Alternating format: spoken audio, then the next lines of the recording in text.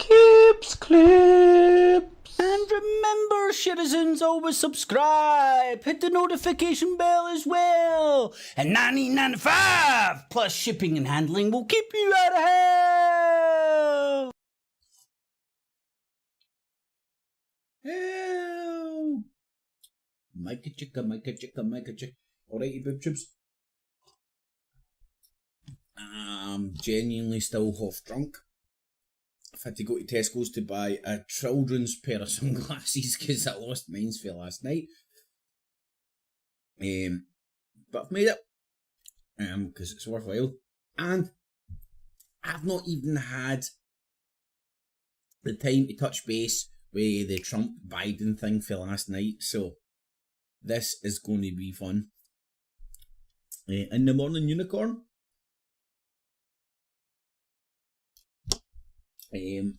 So, welcome to today's Daily PoliTITS.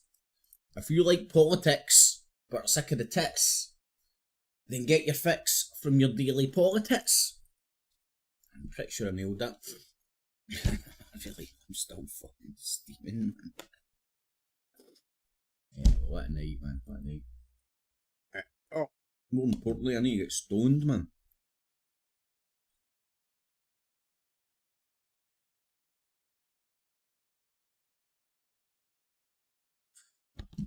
You watched the first 20 minutes?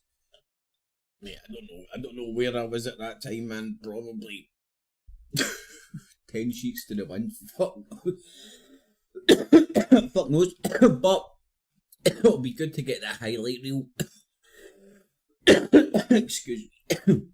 But anyway. Wales, parts of northern England, maybe the Midlands and the far southwest of England. We'll just check a the few audio. Spots of rain here So, and there. But to the north, well, we've got some sunshine. The format of the show is pretty easy. Comparing notes between all the different talking, English-speaking news holes we can find around the world. You know, because you know it's true when the Chinese tell you it's in English. You know it's true when the Russians tell you it in English. So compare notes between all the different talking, all the different English-speaking talking holes, news organisations out there. Coast of England and South Wales, but if anything, those temperatures are going to be a little bit lower on Sunday. And really, after Sunday, we're looking rather unsettled. Compare notes from the likes coming in from the Atlantic, bit of rain from time to time, some sunshine. Man, I'm literally goodbye. Reuters, BBC. Oh, I'm going to stay in the BBC because I'm assuming the Trump thing's going to be. Trump-Biden thing's going to be top of the agenda. Top of the news cycle. And all that jazz. Alright, Oompa Loompa. This is BBC News. Joe Biden struggles in the first US election TV debate with his rival Donald Trump. Oh my god, I bet he struggles to walk on stage. COVID, with dealing with everything we have to do with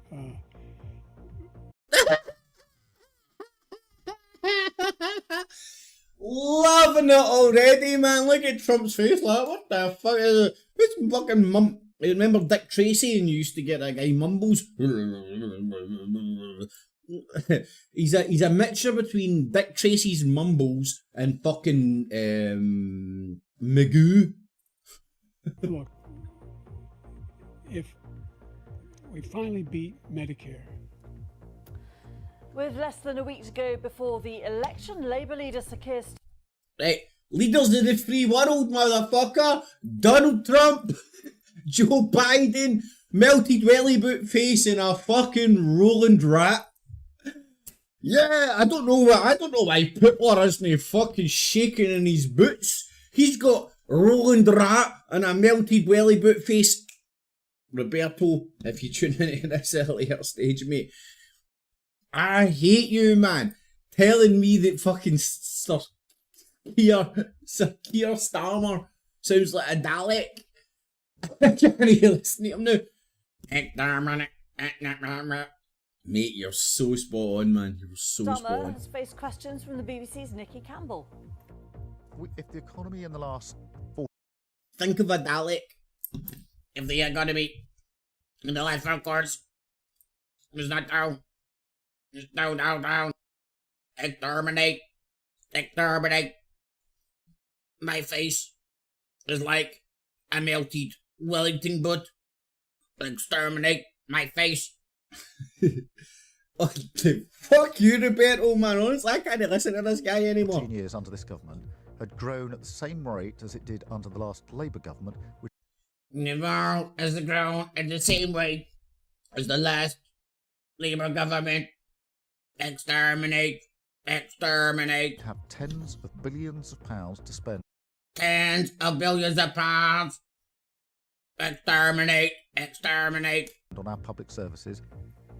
Nigel Farage condemns Reform Party campaigners after they were recorded making racist and homophobic comments. Ooh, I can't believe it. I'm fucking shocked. And a familiar face, we hear how one Ooh, BBC blah, blah, blah, blah, blah, presenter blah, blah, blah. Yeah, you got to love the fucking copyrighted material on the fucking BBC to try and stop the Illuminati. Stop it. In the room with the dum dum dum dum. Joe Biden has delivered a faltering performance in the first US presidential debate.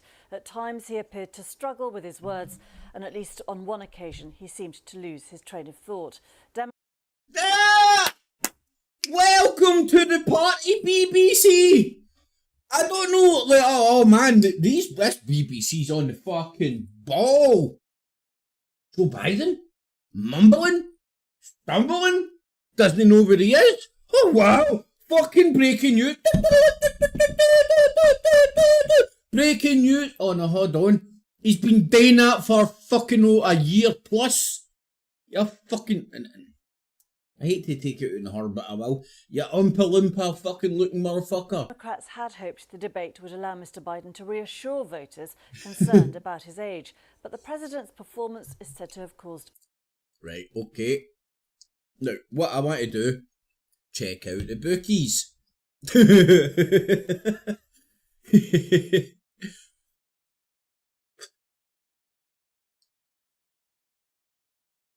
Right, let's check out the bookies.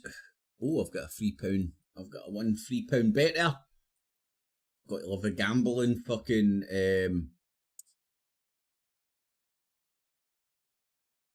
Oh yeah, baby, man. It was like just under a fiver. I was like a £5 free bet.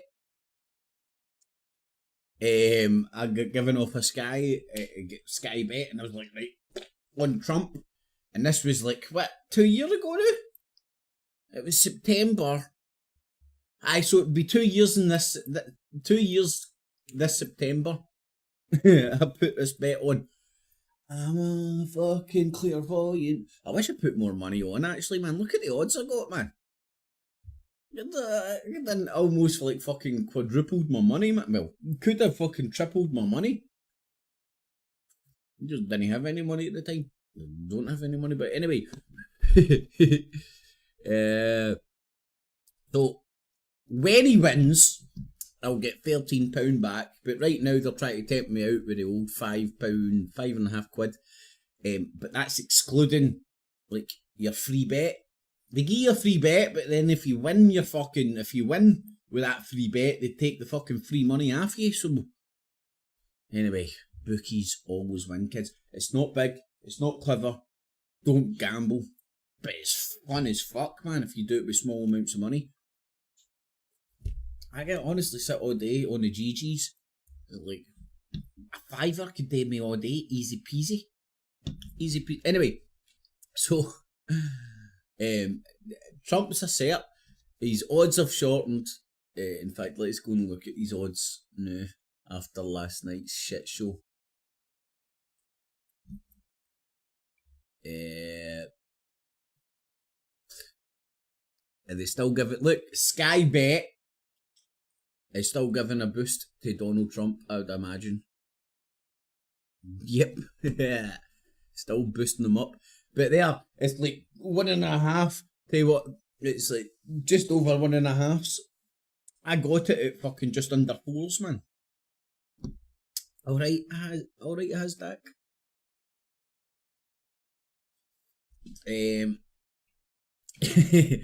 Anyway, I'm just showing off my clairvoyant skills, you know.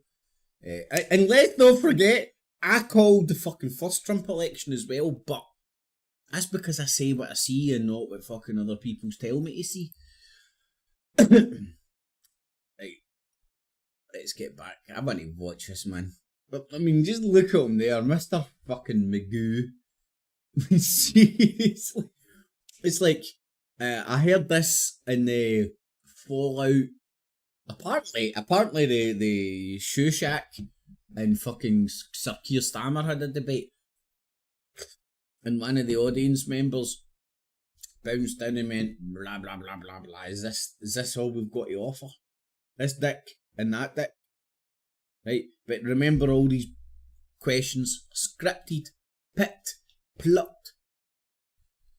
Anyway, man, fucking democracy scam. I honestly think it is. I think we need to start sharpening the guillotines, man. People are ready for it now, man. People are sick of the shit show. I cannot wait till I hold my own election. I'm assuming I'm going to get such a fucking good response. It's unbelievable. And anybody that wants to hold the election with me, get in touch. Email me. Give me your mobile phone number. Inside leg measurement and address, and then I'll converse. Panic amongst some senior members of the Democratic Party. Well, for his part, Donald Trump made a series of unverified claims about his record in office. Our North America correspondent Gary O'Donoghue was watching. Where's your wee ginger Scottish prick? Bounce him out like, hey, hello. I'm Scottish, can't cough. Yeah. So, we've been looking at these things. So fucking get the fucking BBC Verify! I'm verified! Get the BBC Verify fucking shit on it, man, you wee oompa looking fucking biatch. For the first time in debate history, a former president arriving to debate a current president.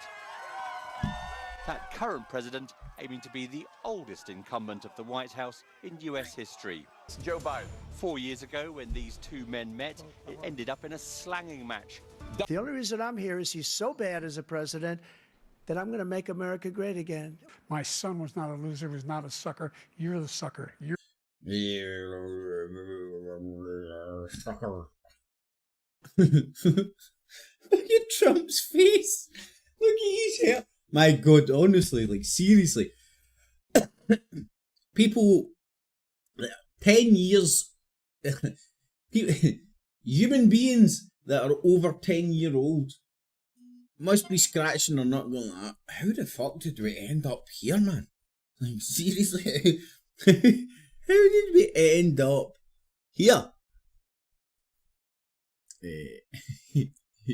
the loser. Both men accused the other of trashing the economy, clashing over tax cuts and inflation. He's the only president other than Herbert Hoover who's lost more jobs than he had when he began. Since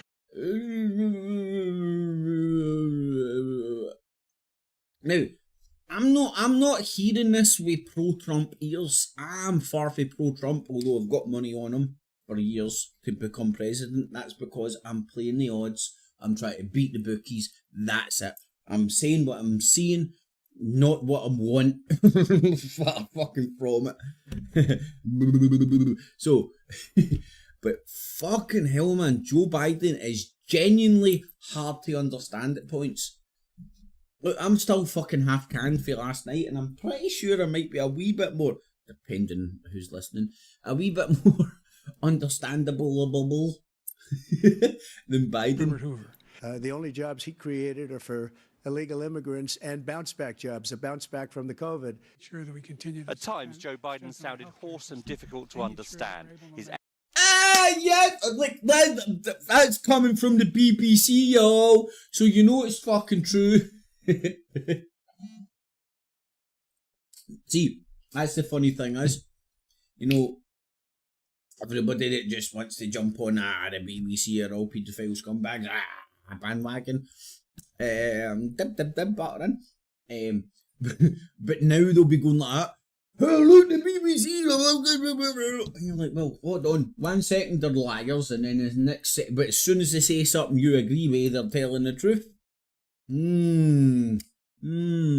Try and get that inside your nut. Alright, GG. In the morning. Aides said he had a cold, but there have been persistent concerns about his concentration and stamina, and this did not dispel those worries. Yeah. And that's only for his The only jobs he missus. created are for illegal immigrants and bounce back jobs. A I bounce like back watch from this the again. COVID. This is gold. At times, Joe Biden sounded hoarse and difficult to understand. His aides said he had a cold, but there have been persistent concerns about his concentration and stamina, and this did not dispel those worries. Excuse me, with They didn't get his mix right. You know, they didn't get his dosage right. Hoover. The only jobs he created are for illegal I immigrants can and watch this bounce all back day, jobs. man. A bounce I back from the think I might. COVID. Sure that we continue. At times, Joe Biden sounded hoarse and difficult to understand. His aides said he had a cold, but there have been persistent concerns about his concentration and stamina, and this did not dispel those worries. Excuse me, with dealing with everything we have to do with. Look, Trump's face, If- man. we finally beat Medicare. Thank you, President Biden. Abortion and immigration were hotly contested, with Donald Trump delivering perhaps his strongest line of the night. We are living right now in a rat's nest. They're killing our people in New York, in California, in every state Tommy in the Robinson! union, because Oh, we no, don't have shit, borders Donald anymore. Every state is now a border. Contest. When both men were asked about their age, Joe Biden is 81, Donald Trump 78, they ended up in a bizarre argument about golf. I told you before, I'm happy to play golf with you if you carry your own bag. Think you can do it? That's the biggest lie. That he's a 6 handicap of all. I was an 8 handicap. Yeah. 8. Never. But I have, you know how many? I've seen you swing. I know you swing. There was little in this debate to change the minds of the committed. Both men made well-worn attacks on one Be another. honest, Both man. men hurled well-worn insults at one Well, let's no talk about this Scottish guy who clearly crawled out the fucking good-looking fucking bag. I don't care if he can't speak. He's so fucking good-looking. We need to get him on the screen.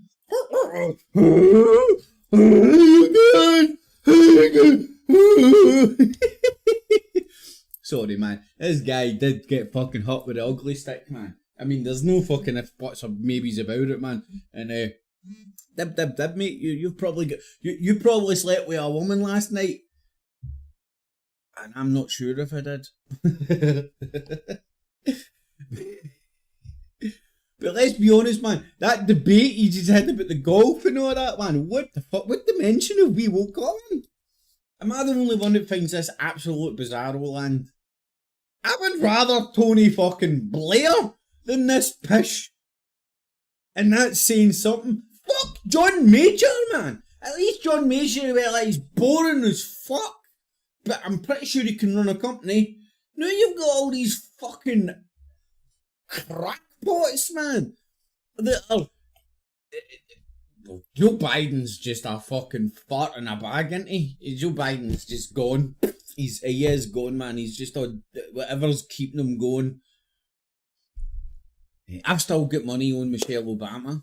I think they're going to slip her in. That guy can't continue, man. He can't continue. Anyway, let's go and look at Mr. Good Looking here. another. What will really count is how this lands with the small number of undecided voters in those key swing states that will decide November's election. Gary O'Donoghue at the presidential debate in Atlanta for BBC News. Well, our chief Washington presenter Katrina Perry was also at the CNN spin room in Atlanta and told us more about the debate. Well, this was pegged as being potentially a pivotal moment in this year's campaign, and it may have been just that. It was the first time, of course, that Joe Biden and Donald Trump met each other on a debate stage since they last met in 2020. Also, the first time in the history of television debates in this country. The one that you had problem, a current president the debating one problem a the past UK's president, got, and that which played America out in a clearly lot of how doesn't. the debate went for as that 90 minutes engagement. or so. A lot of discussion and poking at each other's I mean, America is catalogue of what they fucking had achieved and polarised not achieved during and the time in office, and very culturised. little And I know actually what I'm saying, forward I'm just making a focusing word up. into what they But might do should either what I of mean them is be they've re-elected been again. polarised to the Got through a lot of extent that they're topics in all the in hour on and the a half, cult. possibly due So to they're the fact that they were militant in their timed to give beliefs. only short answers, 2 minutes per answer Hold and 1 on, I need minute to for rebuttal before the microphones were muted. Again, a new I'll get a development good one for in a this second. debate. Joe Biden was always going to come under Oh the man, honestly, man, microscope for the question I'm of going aid, to write which a the book, Trump campaign has stories been raising for months now, hey, and Glasgow he did Boozers. stumble on a number of occasions during this I had a debate, hooker appearing to lose his way hitting on and me to lose last his night, train of thought at one point and a when boozer answering a question while about she was with a Medicare, client. something that Donald Trump was quick to jump on later in the debate and saying that he couldn't It was understand what mental. Joe Biden had said, and he doubted Joe Biden could either. For his part, Donald Trump was And I had to pressed get out of repeatedly Dodge on whether he would before I accept took the the bitch election home. results if he was to lose in November. Well, He was pushed oh, man. repeatedly before he gave What a an good answer night, to man. that, and he somewhat reluctantly said if the elections were free and legal, then he would. He also was pushed on whether he would See, if she denounce was the East January European man, 6th I'd have been individuals who've been all convicted of in. crimes in relation to the storming of the Capitol, but and he refused to East answer European that question. bitches be The debate fucking focused on a loco. lot of topics: economy, obviously a big one, immigration and foreign policy Completely as well. loco. But it also was So quite then sparky and you spiky. bring them with back both to the men castle, exchanging they'll see a insults secret with or each two, and other you're like, a lot of oh the man, time. your Joe asshole's Biden accusing twitching. Donald You Trump know of they'll got having you the with the morals balls. of So an he's alley like, cat. I'm out. Donald Trump saying at one point that living in America was like living in a rat's nest. And at one point the conversation descended into the two men bickering over who had the better golf handicap. Golf? From here, the campaign, of course, I'm just continues. looking at your lovely Donald Trump blonde is in hair. Virginia. He'll hold a rally there tomorrow. Joe Biden in North Carolina, where he will hold a rally as well. Of course, it's a long way to November, and we'll wait to see what happens Northern next. Irish. I'd Katrina say. Perry there. Well, I'm joined now by Thomas Gift, Director of the Centre on US Politics at UCL. Thank you for Get joining us. flashbacks to last night. There is a lot of talk when you look at the US commentary and the reaction overnight about President Biden's fitness to continue with the campaign. What is your Hey, assessment hold on a where the second, Democrats- man. Like, right, I'm a fucking clairvoyant. I'm not really, I just like to bet on fucking PoliTITS. Just like politicians! But I don't get done for it, it's brilliant. Right, where the fuck am I looking for? Politics. Oh no, my bets. Right, I had a wee outside bet for Bobo. I've got money on the Vag. Next Prime Minister after Shushack. That's looking good. Well, depends how you break up. And then I bet I stuck fucking, what was it, 10 pence on that guy just cause he has a fucking very impressive beard. I'm not joking. That's the black geezer with the fucking cool fucking ass beard, man. And then Angela Rayner was a set to get slotted in after melted welly boot face. I lost that bet by 4 days. That was accidental. But it's there anyway. Here we go, man. Michelle Obama to not only become the to win the presidential election, but to become the Democratic nominee. So hedging my bets. Like suspended. I wonder why. Hello, I'm Joe. Who am I? Where am I? So I've got my bets hedged, as they say. Democratic Party is on this. Well, I think that you're absolutely right. Typically, criticism like this would come from the other side, from Republicans in this case. But what you're hearing is Democrats giving an assessment of Joe Biden's performance that at best is disappointing, at worst claiming that it was totally cataclysmic. I think probably the reality is somewhere in between. I do feel like there's a tendency to kind of in the moment be too pessimistic about what all of this means. The one thing to keep in mind is that both Donald Trump and to an extent Joe Biden are such polarizing figures that I'm not sure if a debate can really change the dynamics of the race Obama, completely. bitches. But at the same time, That guy hasn't been fit to run for ages. And the calls for Joe Biden to be replaced have grown so loud that it's going to The be only difficult reason for the he's Democratic Party to ignore. It is just a few months until the US votes, I hate but to it keep is ahead of the conventions pointing out because my this debate was held clairvoyancy. unusually early.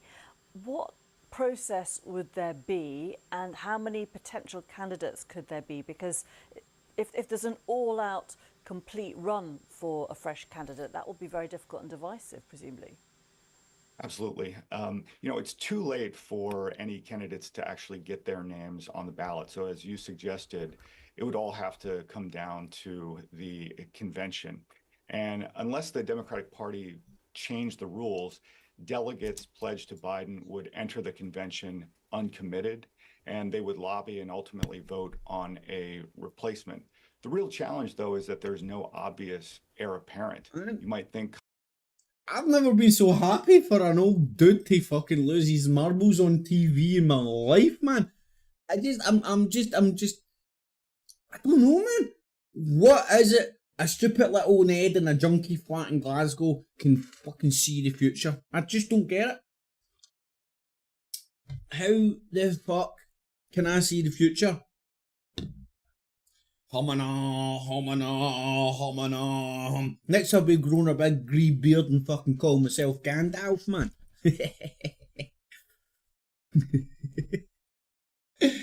Oh, man. Plus, I'm still fucking half pissed, which, like, honestly, if it makes you just, like, you know, like, spit for the spirit world, it's being half pissed. Kamala Harris, who's vice president, would be at the top of the list, but her approval numbers are even lower than Joe Biden's. There's some other names like California Governor Gavin Newsom and Michigan Governor Gretchen Whitmer, who we've heard a lot about, but they really haven't been vetted on a national stage. And so it may be the case that the Democrats are better off with. I do actually kind of want to listen to that, but I also want to engage with the chat. GG, mate, it definitely seems that way. It seems like for example, the same way that Shushack is getting destroyed from within, right?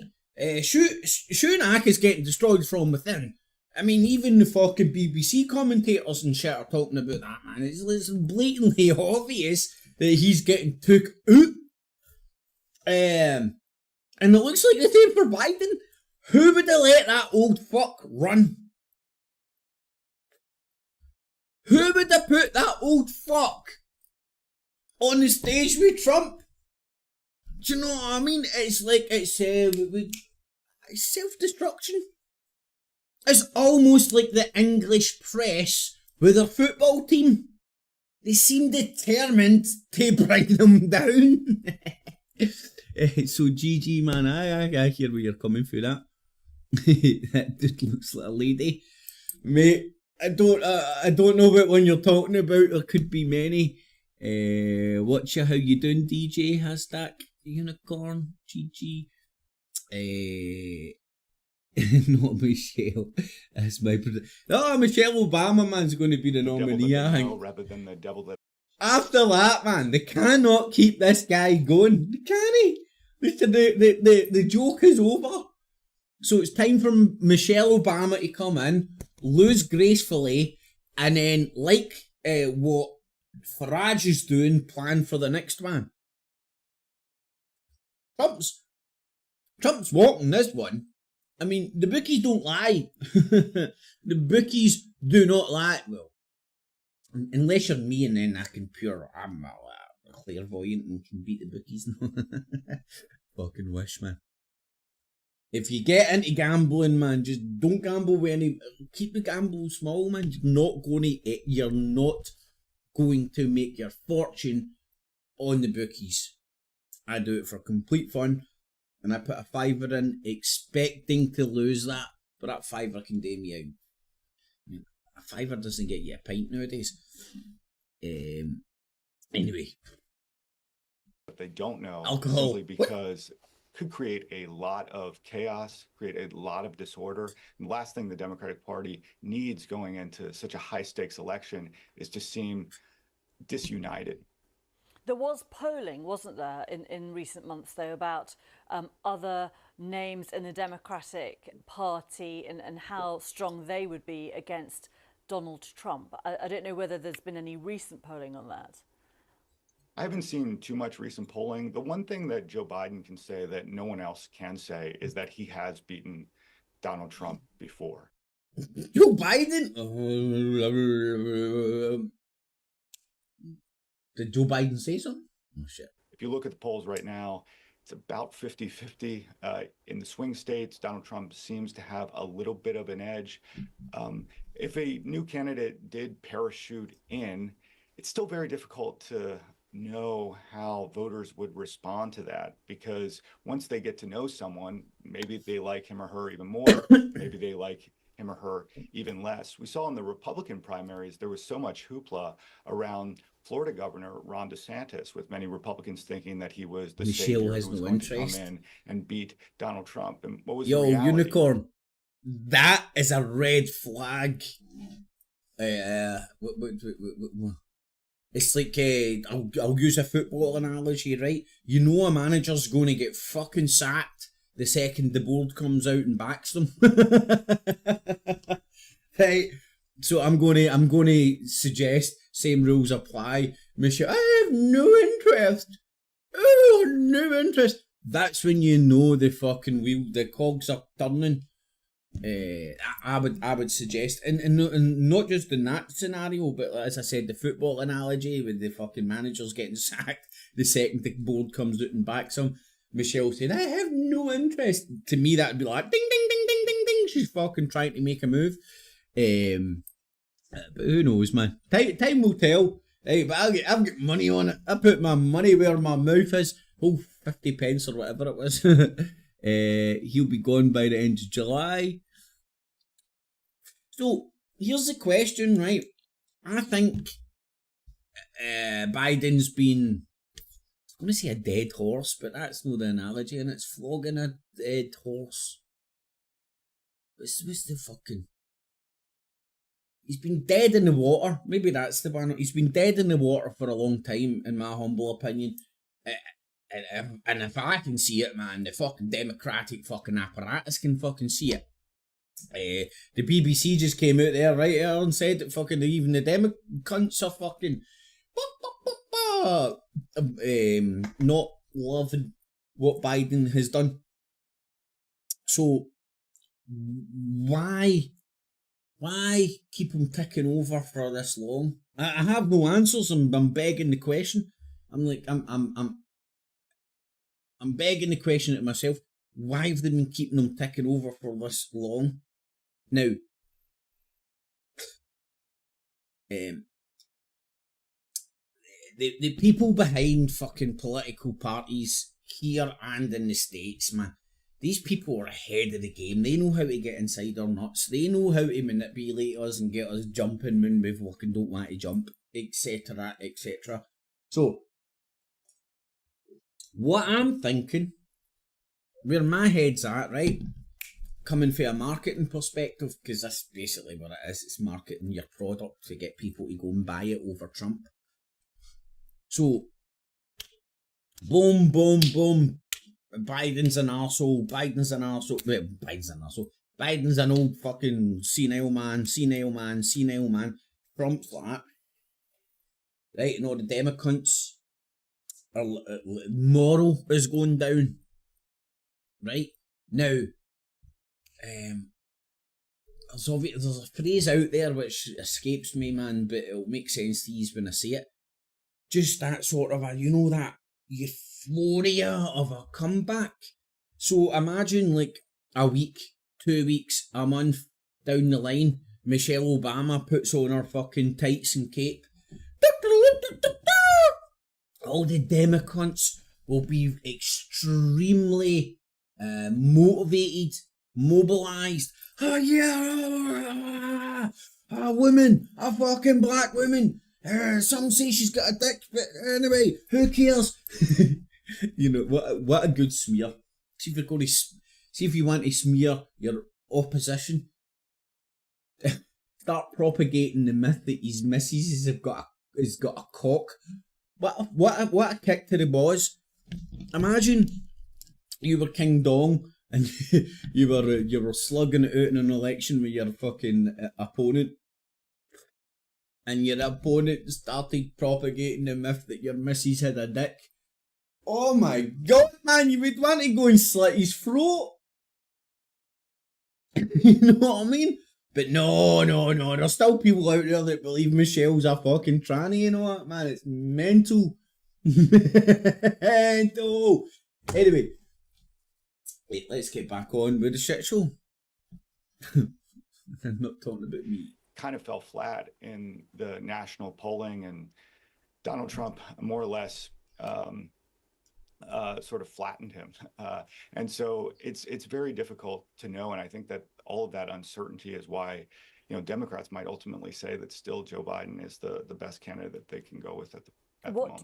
What did you make of Donald Trump's performance? Obviously, the veracity of some of what he's saying is being challenged. And I don't know whether, again, we will get early polling and early reaction to this latest debate pretty soon. What's an interesting question, because everyone's talking about Biden's shortcomings last night, and that makes sense. But what gets lost in the discussion is that Trump. Yeah, I have my opinion, other people have their opinions, man. Until I do the Crocodile Dundee technique, man. Imagine trying to get away with that in a film nowadays, man. Just walking up and fucking grabbing a dude's... a woman's dick. Also performed relatively well, which really wasn't too surprising to me. Trump is an entertainer. He's won debates in the past. There's a reason why in 2016 Trump became the Republican nominee. It's because he blew through his competition on the debate stage. Sometimes Trump is his own worst enemy by going overboard with the insults, the ad hominem attacks, the interrupting. But I actually think that the mute button saved Trump from himself by not allowing him to be his typical bombastic self, and for that side of his personality to dominate. Trump came off as relatively restrained, at least by his standards, more disciplined, again by his standards, than we're used to seeing him. And Trump absolutely told plenty of lies and half-truths, but Biden really wasn't able to fact-check him on the fly. And, that in places where Trump was most vulnerable, like on abortion, Biden really just wasn't able to land any clear jabs. And if things do move in terms of Joe Biden's position, how quickly would you expect to see that? Do you hear the fighting talk? Will the president... He couldn't land more jabs. That was a major... I noticed it as well. And I don't think it's the first time I've kind of clocked it, but it's the first time that I've sat back and went like, what the fuck are the press talking about this debate in the terms of like a boxing match? That was a blow. That was he was jabbing him there. That was a hook. You're like, what are you talking about, pal? Like, this is them trying to and having to, and on the behest of the editors, inject some fucking interest into this shit. Because no cunt gives a fuck. Well, I don't know. In fact, sorry. More people are coming round to the fucking frame of mind like, who gives a fuck? What is this? It makes no difference. People like maybe like what, 40 years, 30 years plus might have seen this shit show again. Then you hit 40 and you're like, hold on a sec, man. Oh, fool me once, shame on me. Fool me 20 million fucking times, I'm a fucking retard. Right, that's democracy. Right, that's the saying, isn't it? Fool me once, shame on me, shame on you. Fool me 20 million fucking 100 times, freedom, democracy, I'm a fucking retard. So... President's wife be in making any kind of decision, for example, about whether he was to step aside, or, you know, obviously very strong allies like President Obama. I mean, very, you know, all his sort of the huge names that are in the White House as well, they will presumably all come into play now. Well, I don't think that any decision is going to be. DJ, Trump's mum's birth certificate is in the House of Records in Edinburgh. They point it out on the Edinburgh tour. You know the open top buses you get around all the cities? I done the Edinburgh one, and they're like, if you look over there, there's a House of Records, and that's got Donald Trump's mum's birth certificate in it. Being made immediately. You know, my expectation is that the Biden campaign is going to try to blitz the airwaves with anti-Trump ads and then see where everything is when the dust settles. There is a tendency, you know, again, with situations like this for people to rush to judgment. And I think any decision that Biden makes is going to require a lot of reflection. He's going to get input from his advisors, his wife, Mary those close to him, McLeod his from the family. Clan McLeod. But as of right now, Joe Biden has shown no interest or willingness of bowing out. And really the time to do that was several months ago. There were plenty of voices at that time saying, just bow out, do it gracefully. He said no. And so I do expect that he's still going to remain the candidate. Thomas Gift, thank you very much indeed for joining us today. Well, our colleagues at Americast have recorded a special episode about that first presidential debate. You can download it and get reaction and analysis from Sarah Smith, Anthony Zurcher, Justin Webb and others, all on BBC Sounds. Much more on the US presidential debate later. But first, with less than a week to go before polling here, let's check in on the main news from the UK election. Campaigners from Reform UK have been filmed making racist and homophobic comments. Party leader Nigel Farage has called it appalling and says it doesn't reflect his own views. It's been the Labour leader Keir Starmer's turn, meanwhile, to be interviewed by Nicky Campbell today. He took questions from the phone-in audience. Was this Count Spunkula? Was this, what's his fucking name? Are these cunts still about? Are they still doing shit? Count Spunkula, Count Dankula, Sargon of Mossad, Paul Joseph Watson. Are these cunts still peddling their pish? You know, all the people that joined UKIP? You know, all the truthers against the left-right paradigm that joined UKIP? Neil Hamilton and Nigel Farage, and some sort of a wee Romanian fucking jippo fuck sitting chatting shit in English. He's a nationalist sitting in Romania speaking English about fucking British and American politics. It makes perfect fucking sense. Well, in the world of blowing with the Truther Industrial Complex, when they all blow smoke up each other's arse and big one cock train,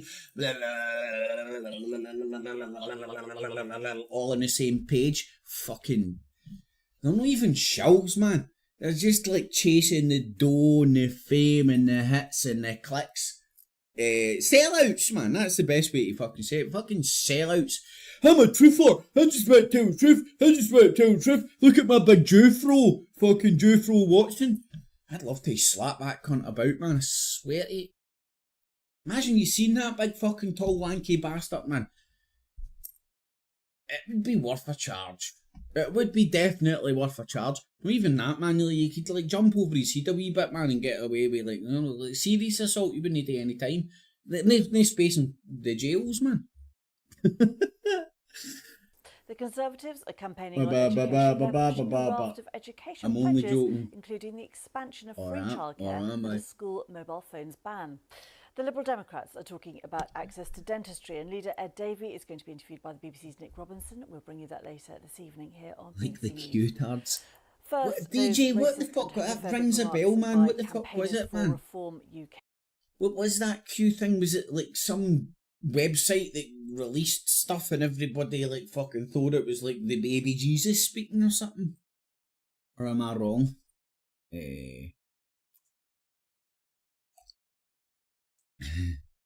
Fact check. Okay. One of them, Andrew Parker, suggests that migrants crossing the channel should be used as target practice. Party leader Nigel Farage has distanced himself from the comments. I always trust some cunt that fucking doesn't put their name on it or a mask on it. Hold on, I want to hear this. This is going to be fucking One funny, of them, man. Andrew Parker, suggests that migrants crossing the channel should be used as target practice. Party leader Nigel Farage access to dentistry and leader. Fuck on, man! I need to get him on the show. Right. I mean, come on, fuck, man. Like, can people no say fucking shit tongue in cheek anymore? But anyway, I don't even want to defend this prick. I just want to laugh at it. Sorry, I can't even stop We'll interrupting. bring you that later this evening here on BBC News. First, those racist and homophobic remarks by campaigners for Reform UK. One of them, Andrew Parker, suggests that migrants crossing the channel should be used as target practice. Party leader Nigel Farage has distanced himself from the comments. The footage was recorded by Channel 4 News in Clacton, where he is standing. Hit piece, man, right? And I'm not standing up for these fucking dickwads, right? But fuck's sake, how, like, I'm sat here in tongue in cheek and talked about putting the migrants in catapults and fucking putting them into the stratosphere and stuff. It doesn't mean I fucking mean it, man. Right, but let's hear this guy's tone if he's actually like, we should fucking kill these people, or he was like, you know, whatever happened to... Oh, well, it's a hit piece, man, isn't it? It's like they're using these words against them, man, when they're taking it out of context. Do you know what I mean? Saying you want to kill some cunt doesn't mean that you want to kill some cunt. Do you know what I mean? Saying there's a brown cunt, a black cunt, doesn't mean that you're calling them cunts. It just means there's a brown cunt and a black cunt. It's all about the interpretation of language. See Robbie Burns, man, he'll be turning in his grave right now like, what the fuck is going... Okay, that motherfucker upset everybody back in the day, man. Because he played with language. He wasn't scared to say what others wouldn't. That's what made him ahead of the game back in the day when everybody... There was no TV, radio, facebag, etc., etc. So they would all fucking, all the wee Victorians would like go to the boozer or what have you, man, the wee social club and or the Illuminati clubs and all that, and they'd all sit round and tell their tales, and then you would get Robbie Burns rocking up, man, and saying his poetry, which I wish I was more intelligent so I could understand it. He would say his poetry, but what I do understand about Robbie Burns' poetry is it was so controversial back in the day. You know, he was saying shit that you were not allowed to say. And where is that today? Every cunt's like, you can't say this, you can't say nigger, you can't say this, you can't say black, fucking don't say packy, don't say chinky, and their arseholes are twitching. I've had people who are like genuine fans of my channel and their arsehole still puckers when I might say nigger, packy, chinky. Now, Jink, I'm running down the street and fucking looking at black, Asian, etc. cunts and go up to them, using derogatory terms to a fellow human being. No, I'm fucking not scared to use words which exist in the English language or just the language of human beings because sucking some cunts brownbeating me because of it. That's just where my head's at. And I am fucking solid in my beliefs in that. So, like, any cunt want to question me or fucking pull me up for that shit, man, boom. You're going to get a hell of a fucking argument and debate on your hands, which will stand up in a court of fucking law. Because I'm not bouncing about calling fellow human beings derogatory terms. I am using words that exist in the fucking language of human beings. Anyway, I digress. Let's get back to the racists of reform. Not replacing the Dover army recruitment. Get the young recruits there, yeah, with guns on the beach, target practice, just shoot them. Well, I'm joined now by Susan Right, Hume. it's a Susan, throwaway just tell us a fucking bit comment, more man. about Come this on. report and the Fucking hell, reaction. fucking. Ew, I've got to ripping my in this Channel tits. 4 report, as you're hearing there is some quite extreme racist and homophobic language. Now, of course, this is a situation She's Scottish with a bendy nose. Told you we rule the world. that Nigel Farage does not want to find himself in. He's a politician who likes to be on the attack. He likes to be attacking other parties, not defending his own record, his own party, anything like that. So it's not a place he wants to be, not a place any politician wants to be, but particularly not one like Nigel Farage. I'm finding myself, Now, I'm not UK, defending reform, said man. that It's because just the election was called very quickly, it took ridiculous to everyone by try and surprise use that to... that they didn't really have the time that they needed to do proper vetting of candidates as well, presumably of local workers as well. Many of them are Shows the volunteers, full quite hard context. to check all of those people. It was Again, something, it was an I issue. don't even like to think This I'm kind of trying problem to was something stand that up came for up them. with Reform UK's predecessor. This is UKIP, obviously, back from in the my day. perspective, Now, even then, it didn't really seem to give a big knock to UKIP in the polls Just, when this sort of thing happened. And I dare say that they will hope that it won't have too much of an effect. However, it does come on the back of Nigel Farage's own comments about Ukraine, about the fact that the EU and NATO may have provoked this is President the Putin, and that may electioneering, also the have given some voters political perhaps slander going cause on against to like think the twice. invasion. Polls, we always have to say opinion polls. I mean, got to if be you're very going careful to about like, giving insult them the too party much and all that, credence, like, but it like does seem that perhaps Reform UK grasp at has straws. stalled a little bit in that sort of rise that we've seen over the last see few that weeks. wee clip there. Okay, That'll Susan, probably we'll stay get there for us for a moment. We just want to show everyone want to call a them full list of response. candidates standing in They'll the probably get Clacton reform constituency. more Those are all the more names, of votes. course. There's a strong And possibility just that to will actually bring in get another line from one of the other big parties, of course, standing. Labour's Sir Keir reform more Starmer votes. has been facing questions from my colleague Nikki Campbell here on BBC News, and he was keen to talk about what he says is the highest tax rate in the UK for The 7 alleged decades. Farage is Promised if racist. elected, No way. to put I know, the mate. UK Breaking news. We've had a Hot off the flatlining press. economy for 14 years. If all we do is, Exterminate. we've now Exterminate.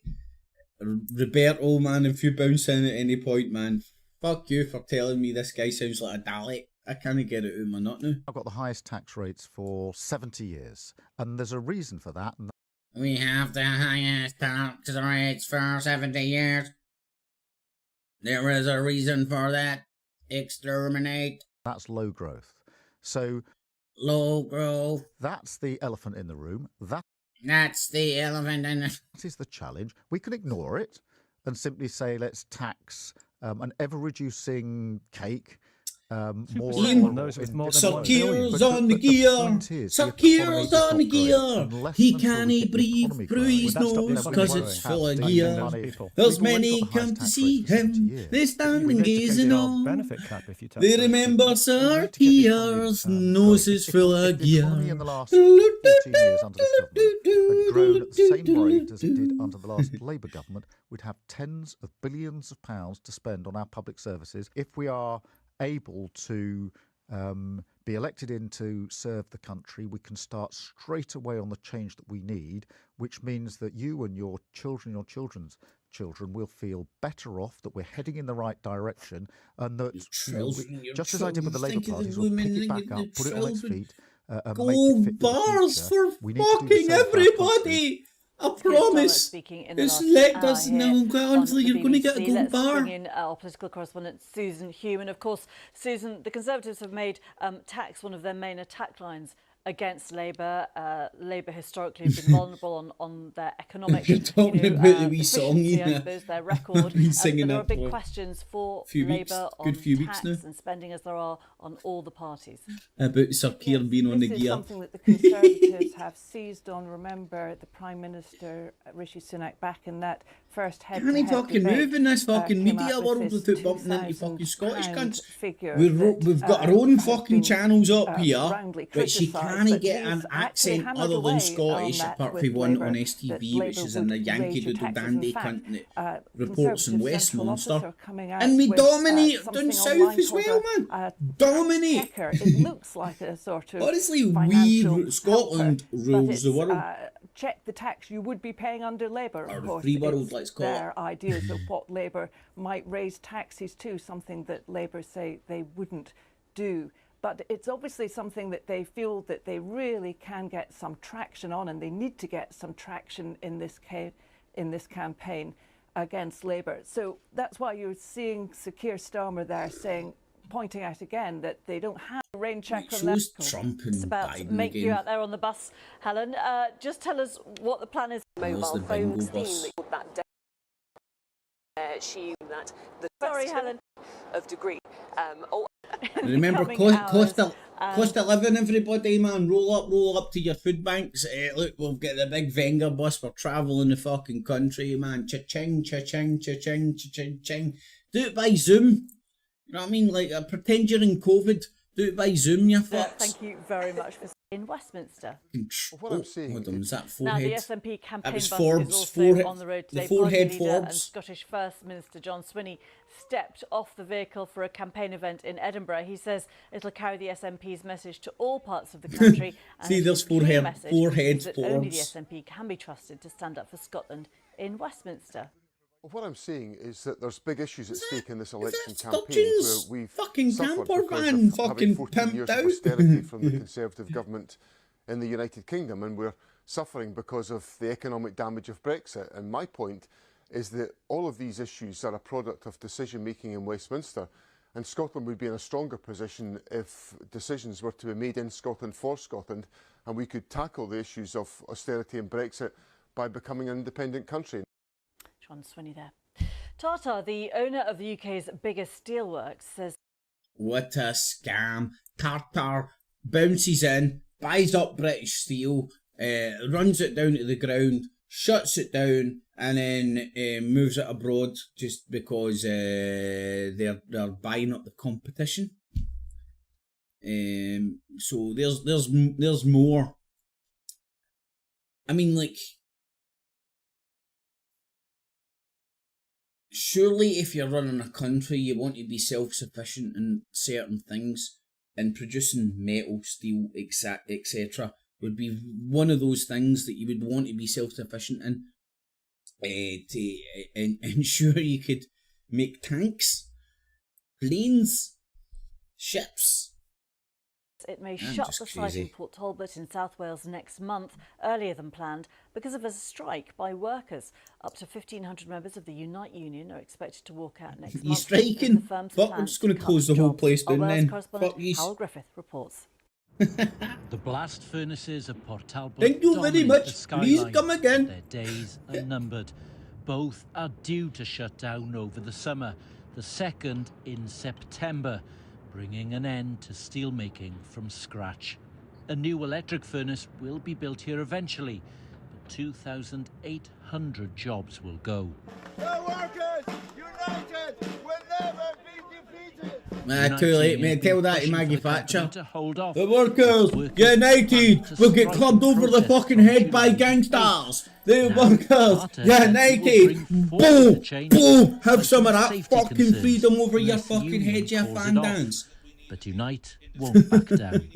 That's the reality, unfortunately, man. By Tatter's announcement to threaten to close down the blast furnace early is not the way the company should be behaving. They should be negotiating seriously with us. There is investment to be put into the plant, so it is completely and utterly unacceptable.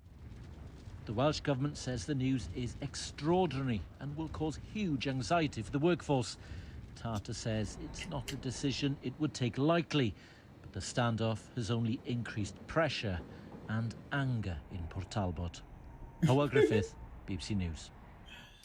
Let's catch up with The the weather. Here's Dan Bett. workers united are Hello there. We're into already this cooler defeated. and fresher air now, but it should be an improving Long story live really through communism. the rest of the day, as these brisk westerly winds do tend to ease down and the number of showers reduces as well. We've actually had some longer spells of rain across northern parts of Scotland, close to that area of low pressure, and the strongest westerly winds have been in Scotland Chemtrail as well. weather. But even here it does become less windy through the afternoon, the more persistent rain heading up to the Northern Isles. Still some showers in Scotland, a few continuing in Northern Ireland for a while, and the far north of England, but the showers further south will die away, and it should still be dry through the Midlands towards the southeast, where we'll see the highest temperatures up to 22 degrees. But if you're in Scotland, it will feel quite chilly out there. Temperatures in many places 14 or 15 degrees. Heading into the evening, and those remaining showers do fade away. Overnight, we see some cloud coming in from the Atlantic, just particularly pushing towards Wales and northern England, bringing a few spots of rain towards the northwest of Wales. That's the UK covered, so let's do a wee bit of Al Jazeera's. Let's give it a minute or two, we'll just be coming up on the top of the hour. So I'll just wait for it. It might be a few minutes, but hey ho. Michelle Obama for president.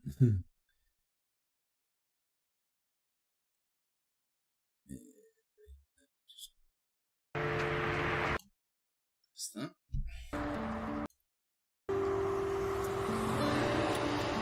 Bald heads everywhere. Mine's is kinda bald, man. Kinda. Unicorn will remember me when I had no fucking hair, man. 14 years in power, 4 prime ministers in 5 years. Now polls suggest that voters want Britain's Conservatives out. Will the UK vote for change under Nothing's Labour's quite Keir says to me news. Rishi Like, Sunak another chance. cool little background music, you know? Really just sells the news to me. We've got a couple of minutes, man. SNP special bus. A fucking Venga bus buddy in it. Striking for the England game on Sunday. Oh GG, is that the fucking doctors, junior doctors? I believe the problem is to do with how they manufacture the steel. But it's just not efficient enough, Ian. I was just thinking Tartar Indian. It's cheaper to fucking employ a bunch of fucking Indians so they've bought up British steel. This is just a very uneducated perspective. Tartar bought up British steel, thus buying their kind of customer base. You know, you inherit the customer base or whatever. And then, like, you've got the manufacturing costs in India, you've got the manufacturing costs in the UK, and then you've got, like, the transport costs. And I think it's a very simple fucking cost-benefit analysis. It's cheaper to import that shit for fucking Indian slave shops than it is to manufacture it in the UK. That's the...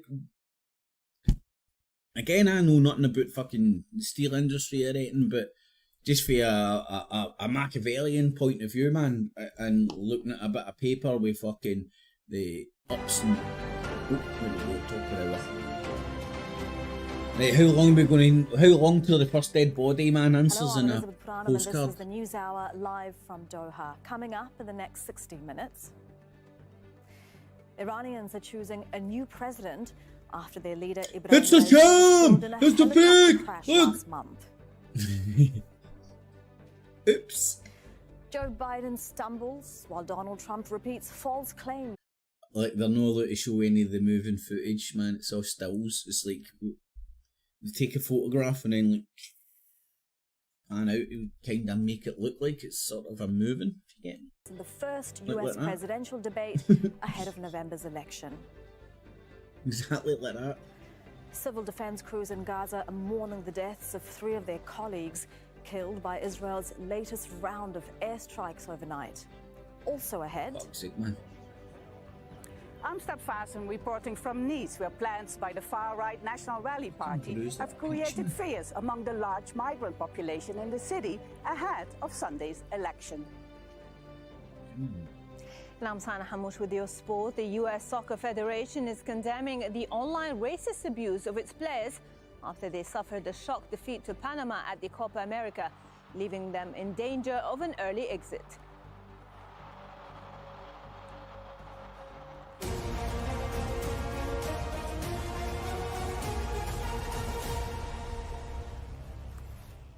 We begin this news hour in Iran, where voters are casting their ballots in an early presidential election. They're choosing a successor to Ibrahim Raisi, who was killed in a helicopter crash last month. Two candidates withdrew on Thursday, leaving four contenders in the race. A centrist, a reformist, and two conservatives. Many Iranians are divided on whether voting will address pressing issues, including the economy and mandatory hijab laws.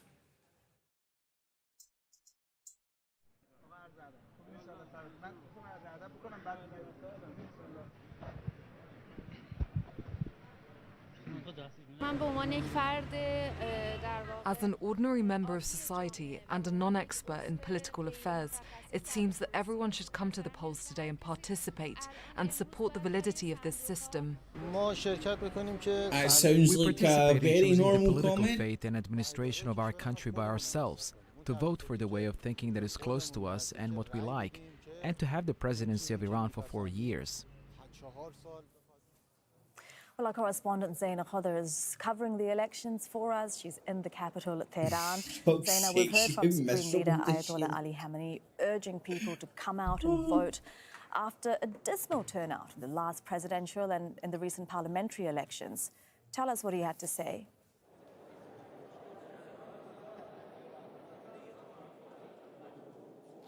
Well, yes, the Supreme Leader in the past few days made calls for a massive turnout. He's saying that this is Well, she's got a spook duty of the accent, people, because you know, like through an the accent people, that's the a bit Islamic South Republic gets African, strength it's a and it wee gets bit English, a legitimacy. wee bit In Iran, American. elections take on a whole new sprinkle meaning everything. because it is a referendum on the establishment, on the system. And that's why, for those in power, it is very important that there is a high voter turnout.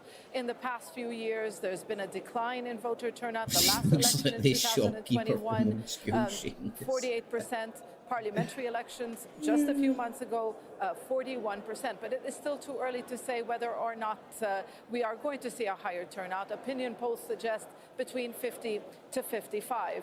Now, for one of the contenders, the reformist candidate, it is more than important what was to have in a high turnout. It will a give bit him better a turnout chance than to what win was this in the election. Now, there are three last men local elections now, down in the England. race. One of them, like I mentioned, the reformist candidate, but you also have two conservative candidates.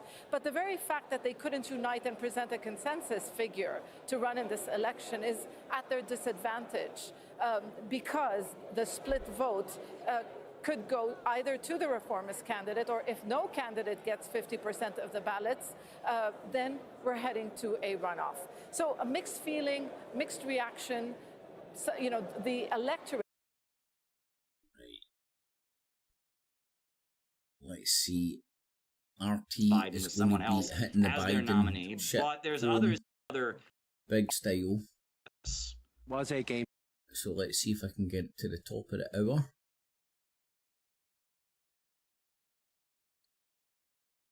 Stations as the nation votes for a new president after the untimely death of Ibrahim Raisi in a helicopter crash last month.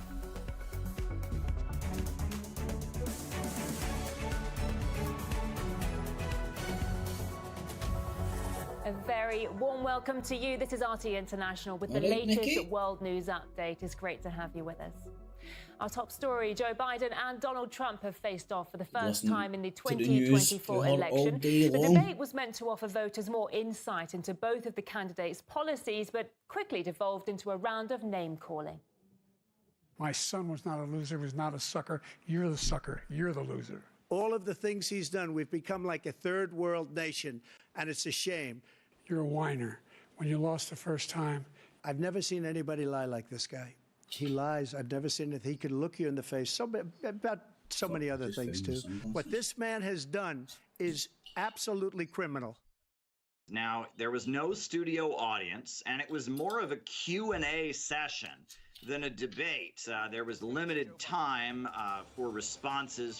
And when I go for my dinner, this is exactly the way I sound to my family.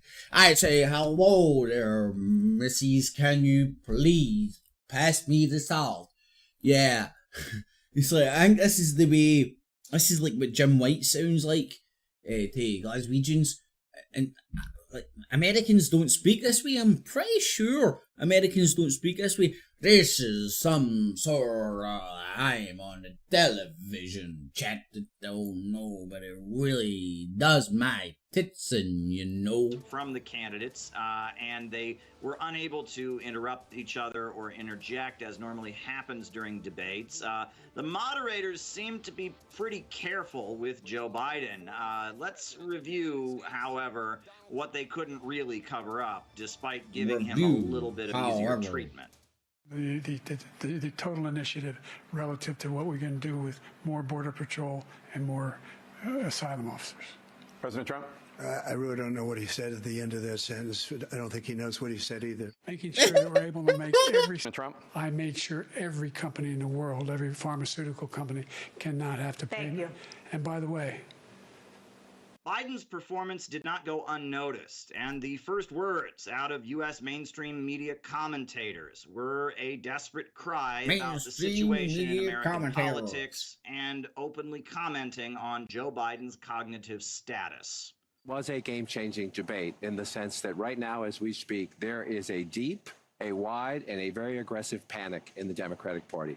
And they're having conversations about the president's performance, which they think was dismal, which they think will hurt other people down the party in the ticket. And they're having conversations about what they should do about it. The people who were texting me were even more panicked. They actually expected it to be better than it was. And now they're in a, I won't say a full-fledged panic, but it's getting there. The panic level, particularly among elected Democrats who have to share the ballot with him, there's a full-on panic tonight. I want to put up some of these tweets and reactions here from Jackie Heinrich. She says a very well-connected Democratic source tells her the House and the Senate are the GOP's for now. Everyone is freaking out. He needs to go. No way they replace him unless he agrees there. So you want to talk about Dem-level freakout at the moment.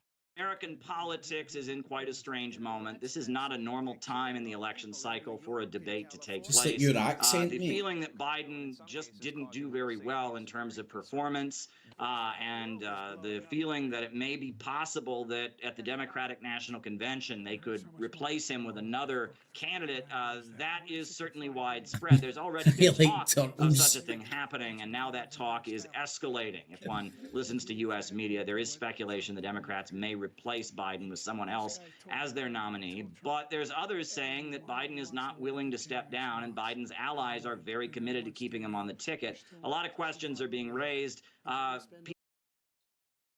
do you mean, Unicorn? This stream's buffering?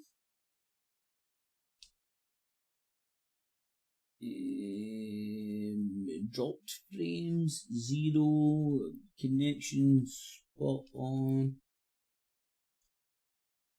To my side. It seems to be okay. For my end. Tell your neighbours to stop jacking your Wi-Fi, People buddy. view this largely, the reaction is that this was a win for Trump, if not just an epic loss for Biden, maybe not a win for Trump, but a loss for Biden, no doubt. Public reaction to the debate speaks volumes. Polls indicate that Trump, who had a 59% chance of winning ahead of the debate, gained an additional 6 points afterward. In stark contrast, Biden, who was already struggling, plummeted by 12 points following the exchange. Well, after the presidential debate, the hashtag #SwapJoeOut has spread on X, formerly known as Twitter. Users are calling on the Democratic Party to remove Joe Biden from the presidential race. Talk show host Steve Maltzberg says Democrats planned Biden's poor performance to have a valid reason to replace him. It was a disaster for Joe Biden. From the second he walked out onto the stage, 12 minutes into it, early on, he couldn't express himself. By the time of the election, that bet would be over 2 years old. We're used to seeing Joe Biden at big You won't events, get anywhere near the speeches, odds State I of the got, man, Unions. back in the day. He's been accused by some of getting Just Adderall or underpose I some kind got. of drug or some kind of vitamin or something injected into him because he's a different person. All these Democrats, all the media members, everyone you could think of for weeks has been saying, when you're alone with Joe Biden behind closed doors, oh, he's like a kid. There's nobody better than him. And now we saw what Joe Biden is like. And again, this is not an accident. They asked for this debate. The Biden campaign wanted this debate. They picked where he stood. They picked everything. No audience. All the rules were from Biden's camp. They know, somebody knows what they're doing, and this was a planned, in my view, disaster. They know what they're doing. They know who the person said that who will earlier, replace man. Joe will be. Folks I paying don't know, attention. but someone It's will. almost like what's happening to Shushat. Well, bets were placed on whether Sunak, Joe it's like Biden would fall brought during down the from debate. within. His wife Jill decided to give a helping hand as they made their way down from the podium. After the debate, she praised his performance, saying he knew all the facts. Joe, you did such a great job. You answered every question. You knew all the facts. And let me ask the crowd, what did Trump do? Oh my God, like he's just standing there After the oblivious. calamitous debate, Senator Lindsey Graham was quick to say enough is enough. It's not about contrasting anymore. There's no way that Joe Biden's capable of being president. President Trump is ready to go. I worry that we're in a dangerous spot in the world after this debate. We don't need any more debates. I got to run. Good to see you. You don't think you should debate? No, this should be it. That's it. Biden's team, on the other hand, defended Biden to the mainstream media following the car crash performance. Say a slow start, but a good and strong finish. And I think that what's most important is we saw an extraordinary contrast between the former president and the current president on a variety of issues. Debates have been sparked on social media about who won the Trump-Biden face-off. One Democratic congressman concluded it's the US which was the real loser. Elon Musk tweeted a question in relation to who is actually which I subscribe to, and you'll get the link to my As the Twitter owner below. of the platform where memes on the debate are I'm in no spreading illusion like it is a wildfire, Elon Musk fucking crowned them all as the social winners media, of the man. event. Well, aye, all social By the media. way, you know I sit on the stand and it get hot. I got hair. You know, nothing really tells me it's a news channel than cartoons. I don't know if you remember back in the day. I don't even know if it's still going. The RT America. It was obviously a branch of RT, predominantly for the American market. And they used to have these two clowns dressing up. I think it was like, they must have like took inspiration for Eminem, I think. And they would be like rapping the news to you, you know, and like, oh my God. Well, telling you fracking's bad, setting taps on fire and shit, you know. But that was just telling you the news. Doesn't matter that fucking Russia's fucking want to fucking sell you gas and not want you to frack. Look, I'm setting my tap on fire. Legs. What the hell did you just say?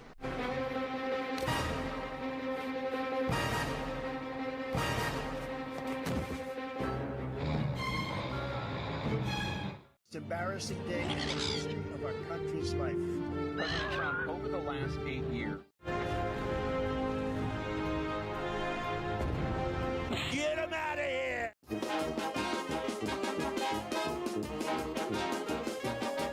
See, that is the most powerful messaging that's out there right now. Well, legal and media analyst Lionel says Joe Biden failed. The goal. Somebody took a goal shot in it.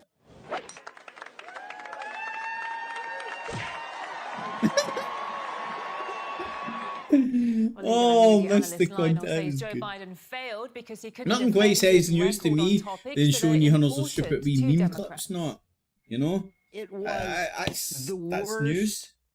train wreck, dumpster fire. I don't know what the word is. One of the most important issues to Democrats, I don't know why, is abortion. There's this idea that Biden. Why? Because there's a bunch of fucking religious retards out there trying to fucking skew the religious retardations. Rather than approaching it from a sensible point, a sensible position, they fucking need to listen to the baby Jesus and a made-up book. The Republican Party, excuse me, the Democrats are about, climate change, whatever that is, and he didn't get that right. It's the exact same shit, innit? Every clown. Foreign interest in lithium was at the core of the latest coup attempt in Bolivia. That's according to a comment from the country's president, who shared it exclusively with RT. In any coup, interests matter.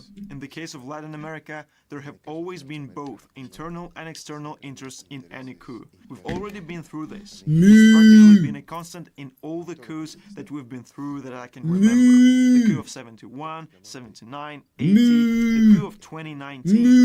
In all these cases, the economic aspects were the prerequisite. In a recent case, it was because of lithium. Here a coup, there a coup, everywhere a coup. New World Order had a farm, E-I-E-I-O, with a wee coup there and a wee coup there. Here a coup, there a coup, everywhere a coup. New World Order had a farm, E-I-E-I-O. Currently negotiating a long-term contract for a lithium-related project from 2019. Therefore, we have never dismissed the version that there are internal and external interests in state coups. The statement follows the storming of the country's presidential palace by soldiers on Wednesday. The mutiny was led by General Juan José Zuniga, who said he wanted a new government. He was arrested shortly after facing off with President Luis Arce, whose supporters quickly filled the streets of La Paz amid the coup attempt. The military official has been charged with terrorism and insurrection. 17 people were arrested in connection to the failed coup a day later. A number of them had links to the military. The Bolivian government says it had prior intelligence on the planned insurrection, with the country's foreign ministry accusing U.S. embassy staff of meddling in Bolivia's domestic affairs just 2 days prior to the failed coup. The Bolivian Foreign Ministry reports that it summoned the U.S. Charge d'Affaires Deborah Javier on Monday to bring to her attention concerns and claims about a number of statements and actions made by employees of the U.S. Embassy. They are regarded as interference in internal affairs. Social media has been flooded with various posts where people accuse the CIA of backing the coup in response to Bolivia's support for Gaza, close ties to Russia, and vast lithium supplies.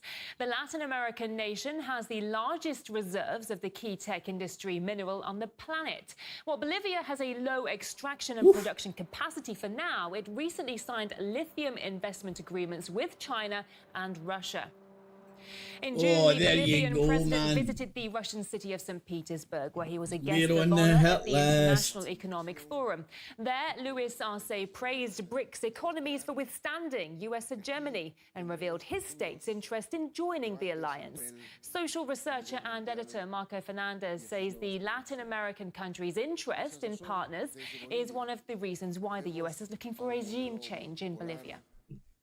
Is the recipe of the whole history is basically, of course, U.S. is funding lots of NGOs in Bolivia, lots of programs. There's a lot of evidence, of course, about U.S. interests in Bolivia and how much this can lead to a coup attempt. Bolivia has just last year, Bolivia did 2 major agreements with both Russian and Chinese company, especially CATL, which is the global leader of vacuum lithium manufacturer from China. Remember in 2019, there was another coup in Bolivia against President Evo Morales. And in Latin America, we say, you know that why there was never a coup d'etat in the United States? Because they don't have a U.S. embassy there. So unfortunately, this is our sad history. But I think the people reacted. People were in the streets. The workers were reacting with general strike, etc. And there's Bolivia's South America, massive international support for President Luis Arce. So let's see the next chapters. Now to central Gaza, where one woman and a child were killed and several other civilians injured in an Israeli airstrike on a residential building in Deir al-Balah. A warning, you might find the following images disturbing. But why shows it then, you fucking dumb bitches, man? I don't get that. Just to warn you, this is fucking disturbing, but here it is anyway, do you know what I mean? Like, what the fuck is that shit all about, man? I mean, seriously, I don't think people should be exposing themselves to that sort of imagery on a daily basis. I just don't think it's healthy, man. And it's there for a fucking reason. It's to provoke an emotional response, which makes you want to go and, I don't know, kill Muslims, fucking take care of the tranny apocalypse or whatever. That's disgusting. A large group of people gathered at Scumbags, Al-Aqsa Hospital to bid farewell to the humanitarian workers. More than 37,000 people have been killed in Gaza, according to the territory's health ministry. The government media office says Israel has destroyed man, I topped 20,000 for the last time I got scores from the doors, man. Doing well, man. Good job. Man, those guns, bombs and bullets, man, those fucking work, man. You know, see these things that are fucking made to kill cunts? You know what they do? Kill cunts in their droves. Good job, man. Fucking hat off. Einstein, in the camps have nuclear bomb. Safe to go. Dab, my man. No way is safe. Every other day we are displaced. Only an hour ago they bombed just here. Every night we can't sleep. Ask anyone here, we can't sleep. That's what they're doing, we are man. worried for our children. I could stay here, but I worry for the kids. There is no place you can call safe. We're just looking for a place we can rest in. We're really exhausted DJ, here. I hear the There's next hardly revolution's any going to water. be It's salty. No one helps us the here. rainbow We have been revolution. stranded here for 2 months, and no They one has can't given nail us it down to one anything. colour because that's been discriminatory Meanwhile, an against other Indonesian colours. activist shared a heartbreaking story of her Palestinian friend who is in Rafah, struggling to survive. Olivina Mascan is worried she could lose touch with her at any moment. So they've been moving from places to places for 6 times, and the last time they were Colour in and Rafah, colour. so they lived in a tent.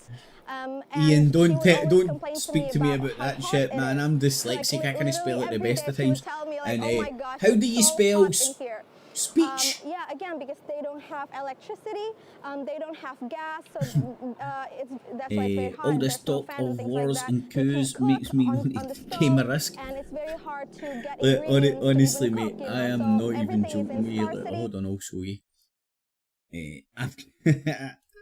I've got the Game of Risk, but not physically, but digitally.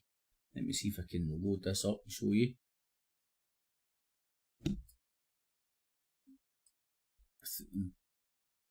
Advertising on us a push. Right, here's look.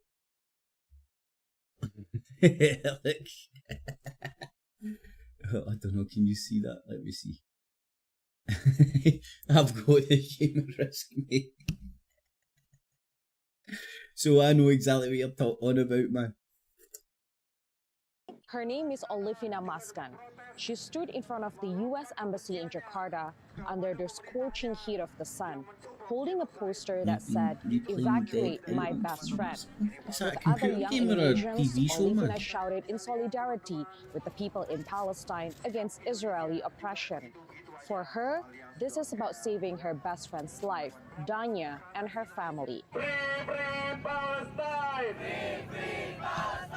The journey started through Operation Olive Branch together with the Pass the Hat Project, movements that support the well-being of Palestinian families and help to amplify their voices on social media. Through the project, Olivina was matched with Danya. Just a few days ago, she was debating in whether Rafah, to and then they were preparing least to hit the leave hill because they sweeper heard and try and trains sweat some shit coming out to me, man. the Rafah camps. So by the Well, time well, I was just the collapsed. attacks actually happened, they were ready to go, and so they got displaced again. And that was also very scary because they had to walk, and then she lost Started signal. being a bad man She and went commandeering the offline locker for at like the, a whole day, and the I was gym. like so panicked. Both Both are the big sisters in the family. As for Danya, she has a little brother with special needs. Both love to read, and as a good friend, Olivia would download Arabic. Most of for Olivia. Right. Israel's doing a genocide in Gaza. Get it? Let's listen She to wants some young International Indonesians to know Monetary that Fund everybody shit. can help, even if you do not have money, because sometimes someone to talk to is what the young Palestinians need the most. Aye, don't need a Now house. to East Africa, where police fired tear gas at protesters in the Kenyan capital. People are calling for President Ruto to resign despite his recent concession in withdrawing a controversial finance bill which would have seen prices rise for food staples such as bread and cooking oil. I need to try and scratch the circus of that and see what's what, but no doubt the West, security forces are being deployed Russia in and Nairobi China and other have cities as been mass rallies involved take at some place. level. Multiple arrests have been reported in the You capital. know, Locals want the isn't it that president hard out despite his to write a decision lot not to sign the finance fucking bill, idiots? decrying the heavy military presence in the streets. Because of the pressure, has come out to say that he's not going to Yeah, sign the Mohammed, bill. you're an AK-47 now. The Mohammed up there told me you to run there and you would go to hell. Heaven with tunnels of sluts and shit. Stopping, and it's going to go on until Ruto must go. We want him out of the presidency right now, not only because of the finance bill. He has violated the constitution in over 29 instances since coming into power. The turnout is low because the government brought out Kenya Defense Forces. Are we wondering as Kenyans, why should they bring This is a genuine question. to the streets as if Kenya Is the on first war? language in Kenya is not Kenya on English? war. All what Kenyans are crying for is their freedom. They are fighting for their rights. Is there a We heard from Kenyan South language or African like MP and spokesperson for the voodoo? Economic Freedom Fighters Party, Leanne Mathis, and she says Africans are paying a high price for loans received from the Washington DC-based International Monetary Fund. The bigger picture here, outside of the restrictiveness that these loans come with, is that they get African countries, particularly African countries, because we are one of the richest continent in the world in terms of mineral resources, deeply indebted. This is one of the ways of getting in and getting their hands dirty and stealing our resources here in Africa all over again. It would be nice if the IMF changes its whole modus operandi, not just in Kenya, but in the entire world. Of course, they're going to come and act all, no, this is not something that we wanted to see, but their reforms, their restrictiveness, and the way they manage and go around all across the countries, or all poor countries around the world, giving out these loans, is what is causing. I've been reliably informed that a good book to read is Hitman's. African countries, and as a result of that, we're having perpetual poverty. So we're going to see Africans never Diaries getting of an Economic out of the Hitman or poverty something like cycle, that. because as what had And it talks happened about here this in Kenya exact is sort that of a they model. had You to know, you bounce introduce into a a bill, country, a a poor finance country, and bill go, to here, I'll raise loan you all like, this dough to go and do over all that, $2 and then billion you're just perpetual debt slaves.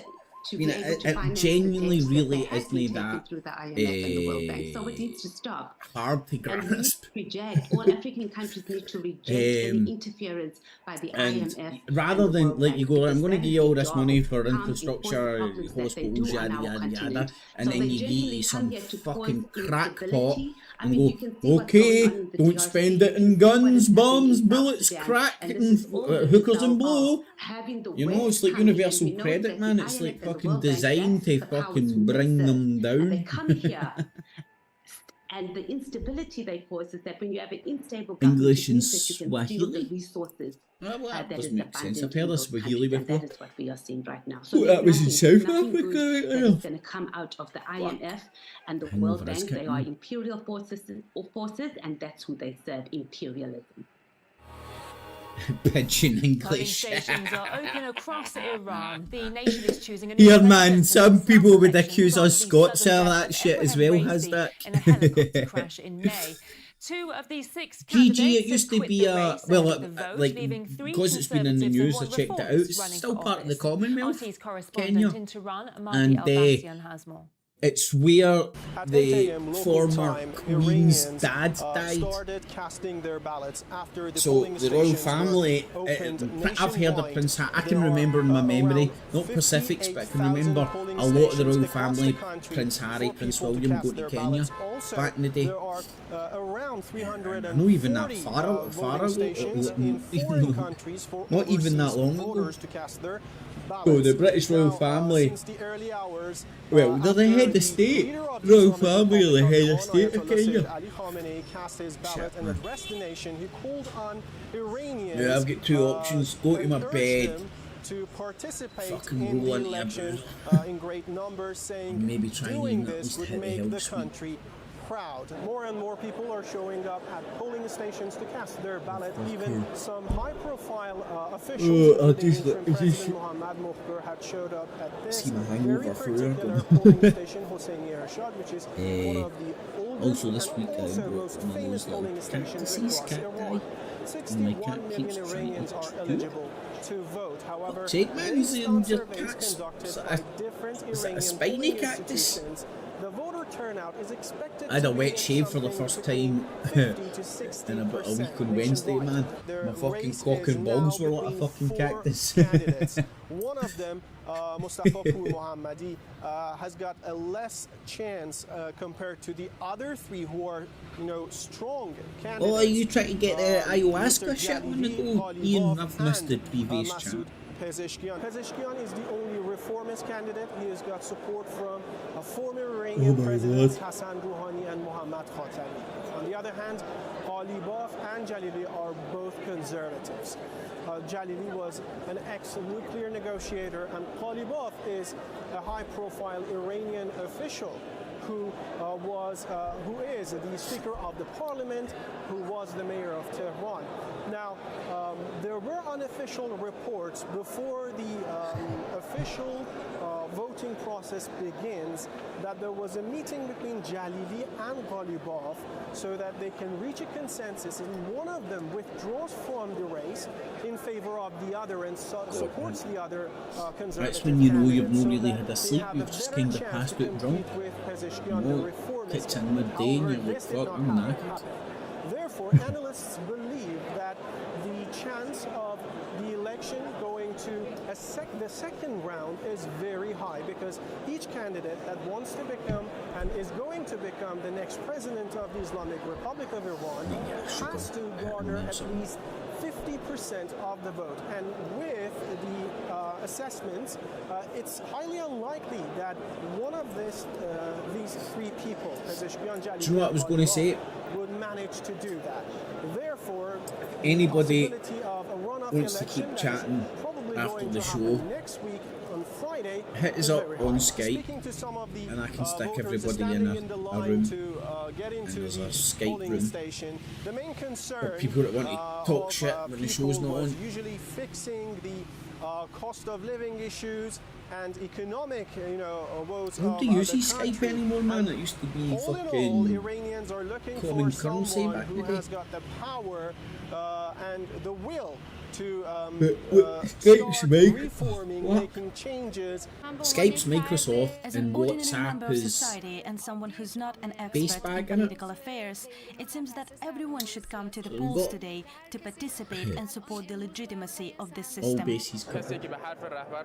I'm voting for a candidate who listens to the leader, his revolution. Right, I think we've covered that crap. The 20% electorate, this is the establishment. Vote will be Especially deaf all the people. and the country. They say the effect She improves. does. They're focused No, on do you the know she economy looks like the great fucking because they know emperor this for is national fucking sanctions. Star Wars? Or candidates say, yes, reformist camp The today. big guy with a hood. Is treading within. of the Supreme Health Minister, who's joining correspondent Zaina Hodder, was saying, I want to start with the He point turns that she up was on Press making TV that all the time. sole He's reformist for the candidate University of has Iran. asked those who Professor. are reform-minded to For the come out University and of vote. Iran. We've spoken about how low voter man. turnout has been an issue. This is me Do after you a think pot of that coffee. those people who would support him, would support And bleach not in for my Pezeshkian, breakfast. will heed his Salad. call? Perhaps not Well the proud of Supreme myself. Leader's call, It but the doesn't sole hit the spot reformist up, does it? candidate's call to come out and vote. I think Iranian politics is much more complicated. Polls consistently show that there's a high degree of legitimacy in the eyes of ordinary Iranians with regards to the Islamic Republic itself. And it's not as if those who don't vote, they oppose the Islamic Republic. There are maybe 10% or so that are dislike it, but more or less people support the system. These are polls that different institutions, Iranian and foreign, carry out. The reformist camp and the so-called principalist or conservative camp, they too each constitute maybe 20-25% of the Iranian population each, but they are very diverse in themselves. Dr. Pezeshkian is a, let's say, centrist reformist candidate. He's not a radical, just like he's not the same thing as, let's say, the previous President Dr. Rouhani. He has his own calculations, his own worldview, but the reformist camp is fully solid behind him because they feel that he is the closest to what they want to achieve. On the other hand, the conservative or the principalist camp, as they say, they are very divided as well. And so you actually do see overlap between Dr. Pezeshkian and Dr. Jalili when it comes to social justice issues. And you also see, let's say, a more, let's say, liberal stance when it comes to Dr. Ghalibaf, Dr. Pezeshkian. Yeah, that's a really interesting point that you're making, because Jalili is seen as the more hard right, and you're saying that he actually has things in common with the reformist candidate. As you say, it's not black and white. It is a very complicated picture in Iran. How strong would you say the reformist movement in Iran is? Did the protests in 2022, following the death of, Mahsa Amini for refusing to cover her hair, did it have an impact on the movement at all? Well, first of all, she didn't die because she wasn't covering her hair. I think the footage later showed that quite clearly. And not wholesale prices, do you know what I mean? You say 24.5 million, but that's if you're paying fucking 80, 100 brick a gram. And her hands were not tied when she was leaving the police vehicle. This is something that certain centers of power in the West, through the Persian media, they began to promote inside Iran, and they were fomenting right, this might be funny, right? I hate. And by the time the I don't hate Jon Stewart. I think already he's funny as fuck. and we had riots in the country. So, but he's her clearly on one side there's no evidence that she was beaten or anything like that. But the reformist movement is not opposed to the Islamic Republic of Iran. There are elements within the reformist movement that are opposed, but you have to keep in mind that someone like Dr. Pezeshkian considers himself to be a staunch supporter of the Islamic Republic. So if he comes to power, he is not. We have a very broad range of views in this country, and we do have competitive elections. And I think that except for one or two instances, the turnout. In fact, let me a good example. When the highest turnout was during the second term of Ahmadinejad, which was 85%. So the highest turnout gave results that were not reformist. Okay. Then you had very high results for the previous president, Khatami and Rouhani later on. And I think that shows that many people who voted for Mr. Khatami also voted for Mr. Ahmadinejad, and they also voted for Mr. Rouhani, and many also voted for President Raisi, and we saw the funeral turnout, and those people who were on the streets were not affiliated to any particular party. So as I said, politics in Iran is very complicated. Mr. Morandi, thank you for your analysis. That is Mohammed Morandi. Oh shit, I thought I fucking left him on. So people late to the game, I do want to share a fucking wee interesting story. Strange but true. Sitting in the boozer last night, dude sits down. As it transpired, he was obviously with like a hired help, let's say, and she started hitting on me in front of him. I had to get out of Dodge before I took her home because she was a crackpot fucking East European, man. And you do not want to be taking crackpot East Europeans back to your digs, although I was well tempted. I mean, she wasn't like fucking model material or anything, but you wouldn't have kicked her out of bed for farting. But it was it was the weirdest thing. So when we first meet, man, she's fucking... I blame Chernobyl, right?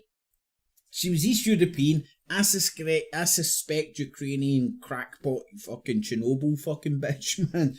Right? Because she was obviously a hooker, right? Hired by him. He had obviously his best fucking shit on, right? So they sit down first. He's his uncle. He's her uncle because she starts cracking on to me and all that, man. Oh, it's fucking hilarious, man.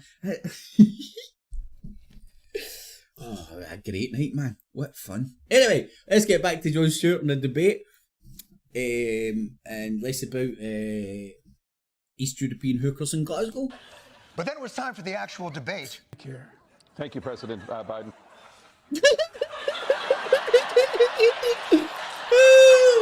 Right. Let's inject some sort of a fucking cognitive analysis on this shit, man. Look what's happening to Shoe Shack in the UK.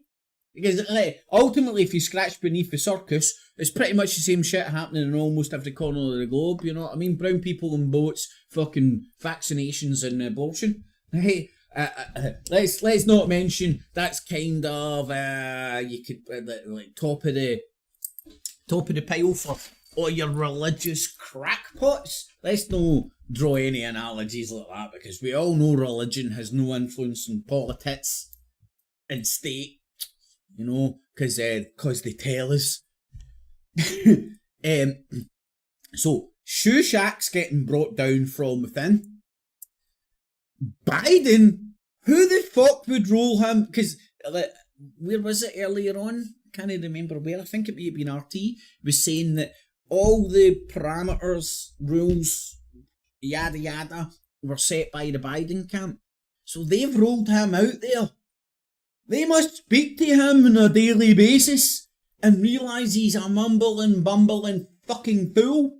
So why the fuck have they rolled him out?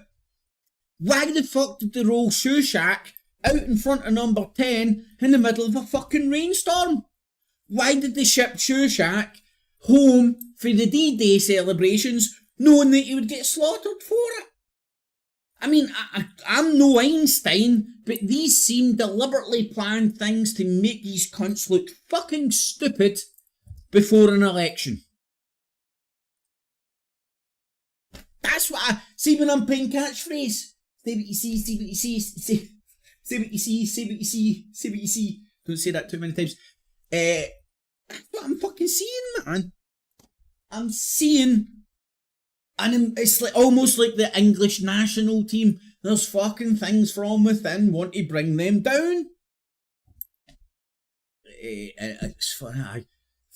That's why it's idiocracy and fucking politics is dumb. Her politics is just boring, but to a certain extent, it's not dumbed down to personality competitions and about who can win, who's better at golf.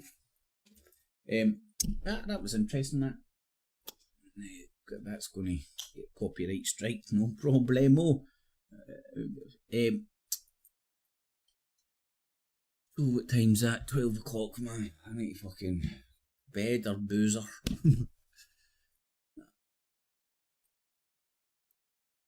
I think you might actually at least just go to the health suite, man. And then the boozer. But in the meantime, check out the Sky Newsies. Well, this is a significant development in the search for Jay Slater. From tomorrow at 9 a.m, the search effort will be expanded here in the town of Masca in northwest Tenerife. And we understand as part of that expansion, there'll be multiple agencies involved with the Civil Guard working with firefighters, civil protection. And there will also be individuals involved as well, individual volunteers who they will ask for as experts in rugged search terrain. And just to give you a sense as to where we are, the house where Jay Slater was taken ridden by two men last Monday just over there in this rural, rugged terrain. And tomorrow, as part of the challenges I think those groups will be facing is the difficult landscape, but also the fact that this area is full of tourists. We can see people heading up the hill, hikers, groups of tourists, lots of motorists. All of that is what they'll be having to contend with. And to give you a sense as to what we've seen today, we know that there are emergency services at the scene, but that's a smaller presence. That's a group of police officers who, I'm pretty sure when Donald Trump, before Donald Trump got in the first time, he was going to appoint fucking RFK as his vaccines czar, or whatever. I think that's the way he put it. Talk to us about and I would say it was nothing more than to groom this extra the anti-vax mob in the States to vote for him. So far. Just like he said he would tell you who done 9/11 and who shot JFK. It's not like politicians or people who want to be politicians are politicising their election. He didn't tell you what you want to hear. Gold bars for everybody! It's what fucking Oprah Winfrey says. Check under your seat, you'll find a gold bar. A ravine which is near a water source. So I think what they're hoping to do by calling for volunteers and pushing in more resources, trying to cover more ground and trying to get to parts of this area that are difficult to access. It's pretty rural, it's very rugged, it's very remote, it's different to the Tenerife you might see British tourists going to. And I think what they're intending to do tomorrow is cover more ground and pull in more resource and even work with volunteers as part of that. Barricade myself in the boozer. And Shingy, what is the latest that we've heard in the last couple of days from Jay's family? Elder abuse, squeezing Jay. Well, yesterday we had an update from Jay's mother on the GoFundMe page, which has raised more than £37,000 now. And she said that she still had hope that Jay would be coming home. See, Gigi, like, I hear you, man, there's something weird about this, right? Time will tell. I'm holding my waist because, like, let's say a body fucking turns up, man. I don't want any of my drivel conspiracy theories to reach his mom and Paul. They still have hope that Jay is here and that Jay can be found and taken home. I'm not immune to having thoughts and theories about it and stuff, which a lot of you do, but you would hate to like propagate that to the extent when it reaches them or Paul. When maybe it transpires or dead body turns up, man, it'd be tragic. Some are even floating the idea of replacing him as the Democratic presidential nominee. Our US correspondent James Matthews has this report. Now, please welcome the 46th President of the United States, Joe Biden. It was America's big night. The political spectacle with the high stakes. Donald Trump. With their history, there was no handshake. There was hostility. My son was not a loser, was not a sucker. You're the sucker. You're the loser. Without question, the worst president, the worst presidency in the history of our country. The debate between two old foes had put the question of infirmity centre stage. From an 81-year-old president, there were contributions. Then there was this on a question about immigration. The total initiative relative to what we can do with more border patrol and more asylum officers. President Trump? I really don't know what he said at the end of that sentence. I don't think he knows what he said either. Look. It was the look and sound of a headline already written as the debate continued. They talked Donald Trump's recent criminal conviction. The only person at this stage is a convicted felon is the man I'm looking at right now. You have the morals of an alley cat. Give you a minute, sir. I didn't have sex with a porn star. No. There were questions on world affairs. And Kim Jong-un and President Xi of China, Kim Jong-un of North Korea, all of these, Putin, they don't respect him. They don't fear him. They have nothing going with this gentleman, and he's going to drive us into World War III. In a wide-ranging debate, the notion of World War III segued into golf. Look, I'd be happy to have a driving contest with him. I got my handicap, which when I was vice president, down to a 6. And by the way, I told you before, I'm happy to play golf. It's Madeleine McCann vibes. Think you can do it? Talking about that, like Jay Slater. The 6th handicap of all. I was at 8 handicap. Yeah. 8. Never. But I have, you know how many? I've seen you swing. I know you swing. Across the United States, they watched in their millions. This was a much hyped and much anticipated debate. Unicorn, are you talking about this election? to seize the attention of American voters and shape their Because views. We found Democrats at one watch party in Atlanta standing by their man. Biden won because he knows that he's right. Yes, Biden's old, but you have a choice. My God, talk about a cult. Next to be telling his fucking chemtrails are going to fucking kill us. Joe Biden had a hard time getting We out of believe in chemtrails. The candidates. We're from you text them, you crazy thing. I believe in chemtrails. After the look of last night, they may look on it a little different. James Matthews, Sky News.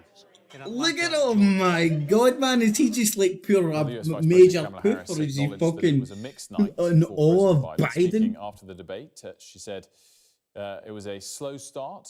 That's obvious to everyone. I'm not going to debate that point. Despite this, she then said President Biden had a strong finish.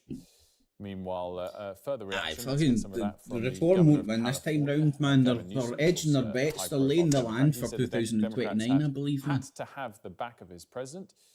See, straight after this election, over a week's time, I'm putting money on Farage to be the next Prime Minister. Presidential candidate Julian Castro was depending where I am monetary-wise at the time. Biden had a very low bar. Might put a few quid on it, man. To clear even Granted, I'd need to fucking wait fucking years for fucking cash it in, man. With Trump, who lies constantly. Well, you can scan the QR code on the screen now to listen to the latest episode of The Daily with Neil Patterson. Anybody do that? Our US correspondent scan James Matthews. A QR fucking code for your fucking YouTube stream or a TV. Head-to-head presidential election debate. And also 6 p.m. tonight, make sure to tune in for a special program.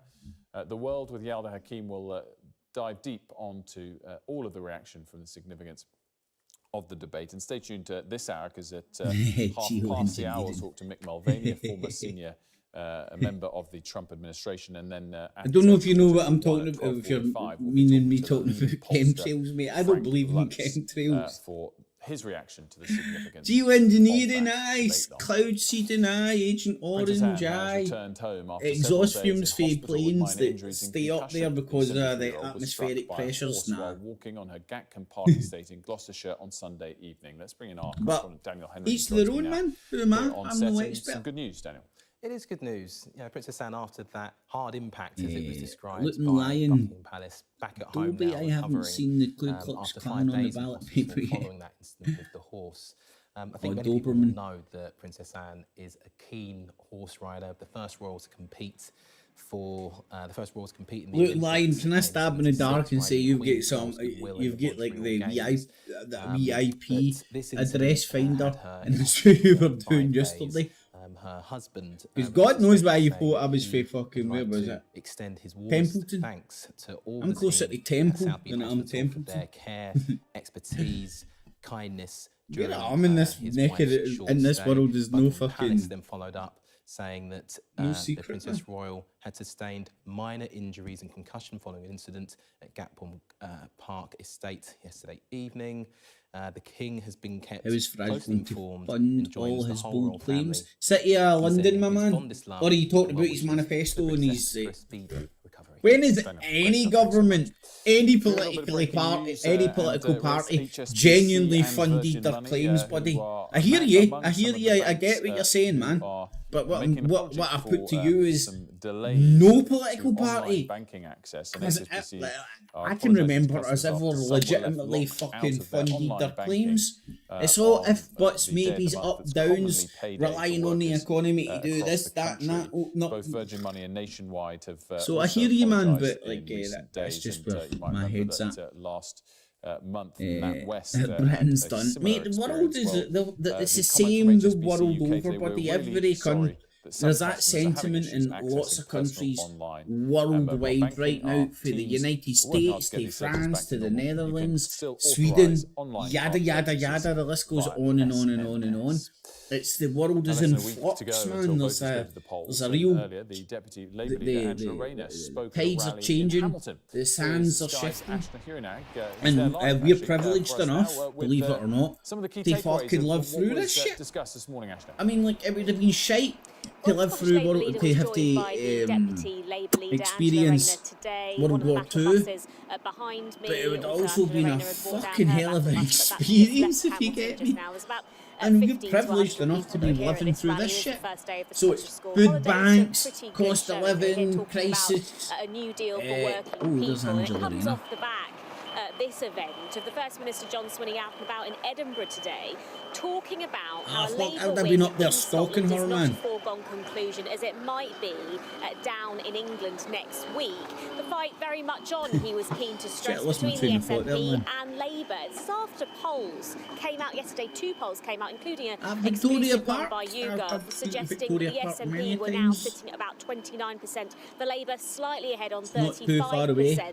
But John Swinney keen to stress, don't be worried about that just yet. This is something that I put to Angela Rayner, but I was also talking to her about some pressure that's been on Labour recently regarding their refusal to scrap this 2-child benefit cap. I hear what you're saying, Doberman, right? But see, in comparison, right, this is a good way. To push and this say is, they're going to tackle child I poverty. think this is a. How can they seek to do that if they're not going to scrap this benefit? And here's what she told me. It's like a poll without being a poll, and you'll hopefully you will understand it. Meals, but before I went to school in the morning, I didn't have a breakfast. So I went to school hungry, not hungry to learn, but hungry to get to lunchtime, so I got my first meal of the day. That's why Labour have prioritised making sure that those breakfast clubs are there, because we know that will make the biggest difference. And we'll have a child poverty strategy, because the Labour Party will not want to see child poverty at the rates we've seen. All right, I was losing my train of thought there. But what I was going to say is, right, look at the football teams. Right, go around Europe and look at the football teams for England to yada yada yada yada. Right now, you can't put percentages on it, right? But it's fucking every colour of the fucking rainbow on it. Scottish national team, on the other hand, it's a handful of black cunts or brown cunts or in betweenies or whatever. And I'm not saying it's a good thing or a bad thing, or I'm observing what's in front of me, and what I'm saying is like that is a reflect. In my opinion, that's a reflection of the society they come from, because football players tend to be like kind of just a mixture of fucking working class, but working people. You don't get working class anymore. You know what I mean? You're either working people or you're fucking out. But. Football teams tend to be a reflection of your kind of working class, or they used to be, maybe still are to a certain extent. So if you go to the Scottish football team, I'm thinking Shea Adams. I think that's it. In fact, let's do experiment. Also as well, when you look at the crowds, when they're there supporting their national team, I mean, you look at the English crowd, man, it's like fucking 50-50 or whatever, you know. Look at the Scottish crowd, man. It's hard to spot a black cunt or a brown cunt. It really is. I'm not saying they're no there, it's really hard to spot them though.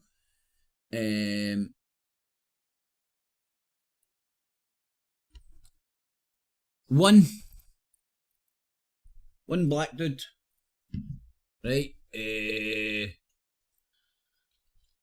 English football team. Would you think 50-50?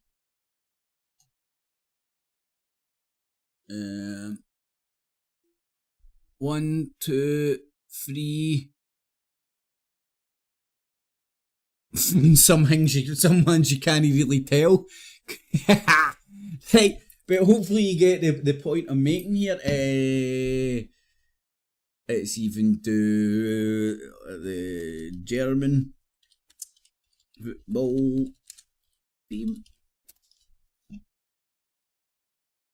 Because these are people who are getting selected because of how good they are at football, and nothing to do with like diverse. So there's what 1, 2, 3.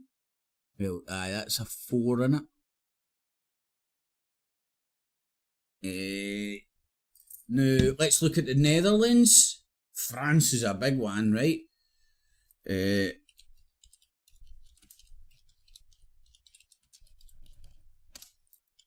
Again, man, this is me just observing what's in front of me, man. You make of this what you want, man. This is just what I'm saying what I see. Fuck's sake, that's no football, man.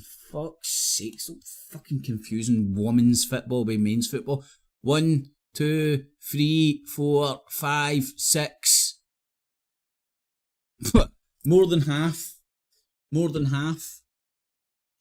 are white. French football team. I'm going to say well more than half in the French one, but that's me just like dabbing in the dark.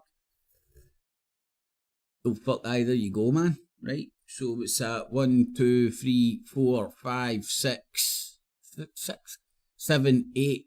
Right, so more than half of the French football team. So to me, that shows you kind of that's it's an indication of the demographics of the country that these teams represent. And I know for myself, growing up in Scotland in a small little town called Scumbernauld, for the age up until the age of about 18, 19 when I got out of Dodge, the brown and black cunts that I'd no friends that were brown or black, not through choice, just because there wasn't any brown or black cunts around us. In my primary school, 1 or 2 Asians throughout my whole 7 years of primary school. High school, on one hand, the black and brown people, easy peasy, that you came across. So I grew up in a white town, very much vast majority white town. But we had the Protestant Catholic king to keep us divided. We didn't even need that shit fucking for an excuse to fight and shit. Right, how did I get distracted there? What the fuck was I watching? Sky News, wasn't it? Not to back Nigel Farage's Reform Party. Interestingly, we've actually not heard. That's not me, that's them, by the way. As far as I've approached them this morning, they've not made any comment. Though the Prime Minister, as we speak, is currently doing an interview with all the broadcasters. We're going to get that at just after 1 o'clock, and he will be asked about this, and it will be interesting to see his response. Not least of all, Wilf, because clearly that racist slur, or one of the racist slurs made by that canvasser, was very directly made towards the Prime Minister himself. But I think for the Conservatives, while they're not, as I say, necessarily putting comments out in the public Breaking news, attacking, Reform member parties caught fucking this will make many talking kind of pish. Conservative voters who might have been tempted to switch to Reform in recent days and weeks, make them think twice about doing that next Thursday. And Darren, just quickly, I know you're there in Teesside with the Conservatives today. What's the focus for them? Breivik? Who's Breivik? Yeah, we've been in the primary school, Norwegian crackpot man that went onto the island and started shooting up youngsters. He's talking about driving up education standards here Wow. in England and that they've improved under the Conservative government. And also talking about banning mobile phones in schools. But just very quickly on a separate note, yeah, education is an issue today, but so is gambling. And I suspect those questions on gambling will continue. Though I also suspect we may well hear the same response from the Prime Minister, which is very much that there are 2 investigations. I haven't had a snog under the clock. It's not there anymore, man. Thanks so much. Long gone. We're going to take a quick break here on Sky News today. Still to come, we'll have more reaction and analysis to last night's US presidential debate with pollster Frank Luntz. That's coming up later in the programme. We'll hear the story of the nurses suing their employer for allowing trans women to use their changing rooms. Plus, thousands of music lovers gathered in Somerset as the trans apocalypse. Please tell me, man. Like honestly, have you ever had any problems with fucking trans in bathrooms and shit? Or is this all projected onto you through the fucking internet and the TV? Because I don't know about you, man. Like the amount of dudes in dresses I see is very minimum unless I go down to the fucking gay bars and whatnot.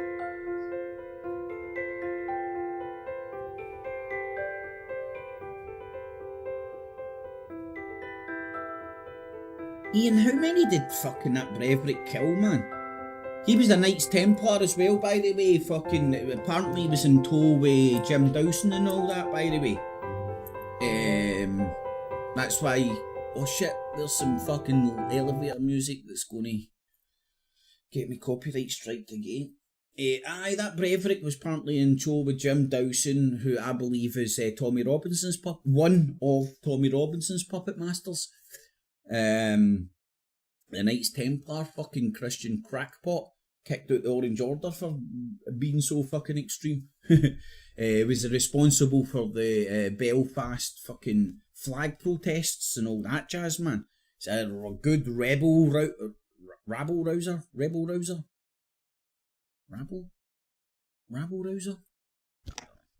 One of the ones. Breverick's a warrior. Are you a Knights Templar, Doberman? He killed a load of innocent people unarmed. For what I can remember, he fucking took a boat or some shit, went to an island that was like a wee fucking camp for fucking left-wing politics people, and he just started shooting them up or some shit. I'm pretty sure he shot them up, aye.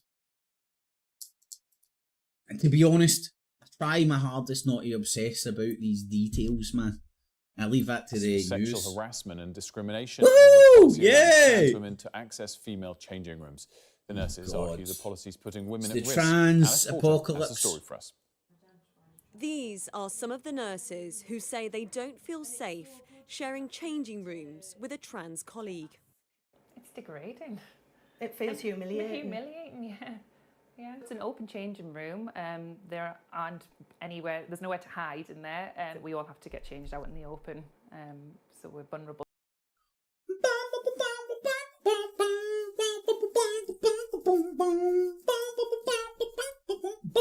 Do you know this shit could get solved with no need for law, for no need to fucking Sky News, no need to anything? These pair of bitches could go to their employer and go, tell this fucking chick with a dick to stop fucking coming in our changing rooms.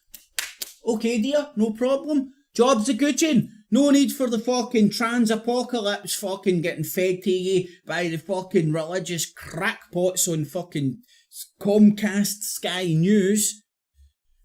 Oh man, it's so see-through. It's so fucking see-through. And so you know how many people will buy into that crap as well? And now walking about thinking there's a trans apocalypse. Please tell me when you've had a problem with a chick with a dick or a what am I looking for? A dude with a flap. I don't know, man. My mind's fucking screwed with that shit, man. Try to be dyslexic explaining fucking genitalia nowadays, man. Up is down and left is right. Fannies are fucking... Anyway. Please, honestly, seriously. I've never, ever... The most I've seen is just dudes in a dress. Occasionally, no, even occasionally. I never see them in the city centre unless you're doing the fucking... In fact, a lie, I seen one. I'm pretty sure. These are extremely ugly women. Or it was a dude in a dress the other day down at the Clydeside, right? But again, they weren't really trying to swing their dick in my face or like, where's your toilet? Let me use your toilet. Where's the women's toilets? I need to go to the women's toilets now. They were just walking by the Clydeside. Even the ones that I've seen in the gay clubs and in and around the fucking gay clubs in the sort of a gay area of Glasgow, if you want to call it that, they're just walking about. They're not running around trying to fucking shove their dick in my face. Like, where's the women's toilets? I need to go in the women's toilets. It's all fucking made up by the fucking news and fucking talking religious fucking crackpots online. They don't even realise they've been sucked into the fucking Jesus cult. Or the Muhammad cult or whatever, man, by the power of fucking interwebs. Do you think the fucking these fucking preachers fucking stopped at fucking the street corner? Look at you go down the street corner, you'll get fucking some bastard trying to tell you that I know the word of God better than you do, you fucking dick. Bang, no you don't, mate. Here, God's telling me to punch you in the face right now, man. That's what he's telling me today. And they've took to the power of the internet to produce like your Jethro Watsons, Paul Joseph Watsons, your fucking Count Spunkulas, your fucking Sargon of Assads. Oh, think of all your truther talking head fucking put on a podium dickheads. They take you down a religious fucking route. I'm not saying don't be religious, be fucking whatever you want to be, but be aware that these motherfuckers are preaching to you. Look at Alex Jones. Alex Jones is the best example. And look at all the fucking gremlins Alex Jones has spawned over the years. Fucking millions of them, man. I used to be on a radio station. I used to do the internet radio with a few of the fucking idiots scared to talk to me. Because I wouldn't fucking sit there and go, and who was that other cunt, man? Was it Chris Everard? And that wee rat fucking, God bless his deed fucking corpse, Kev Faker, tried to put me on the spot. He thought he was being wide, you know, like, here, you think you know about Knights Templar? Here's Chris Everard. And I put him at his bed. If he's one who's still on my channel, go and listen to it, man. You'll hear the fucking cunt doesn't even know half the shit that he barks on that he knows about. Honestly, they're like, see, when you get to speak to these people, man, they're all fucking frauds. Freedom! Can I be like, there's the rule book. What? Anyway, I digress, let's go. Time's at 12, man. Decisions.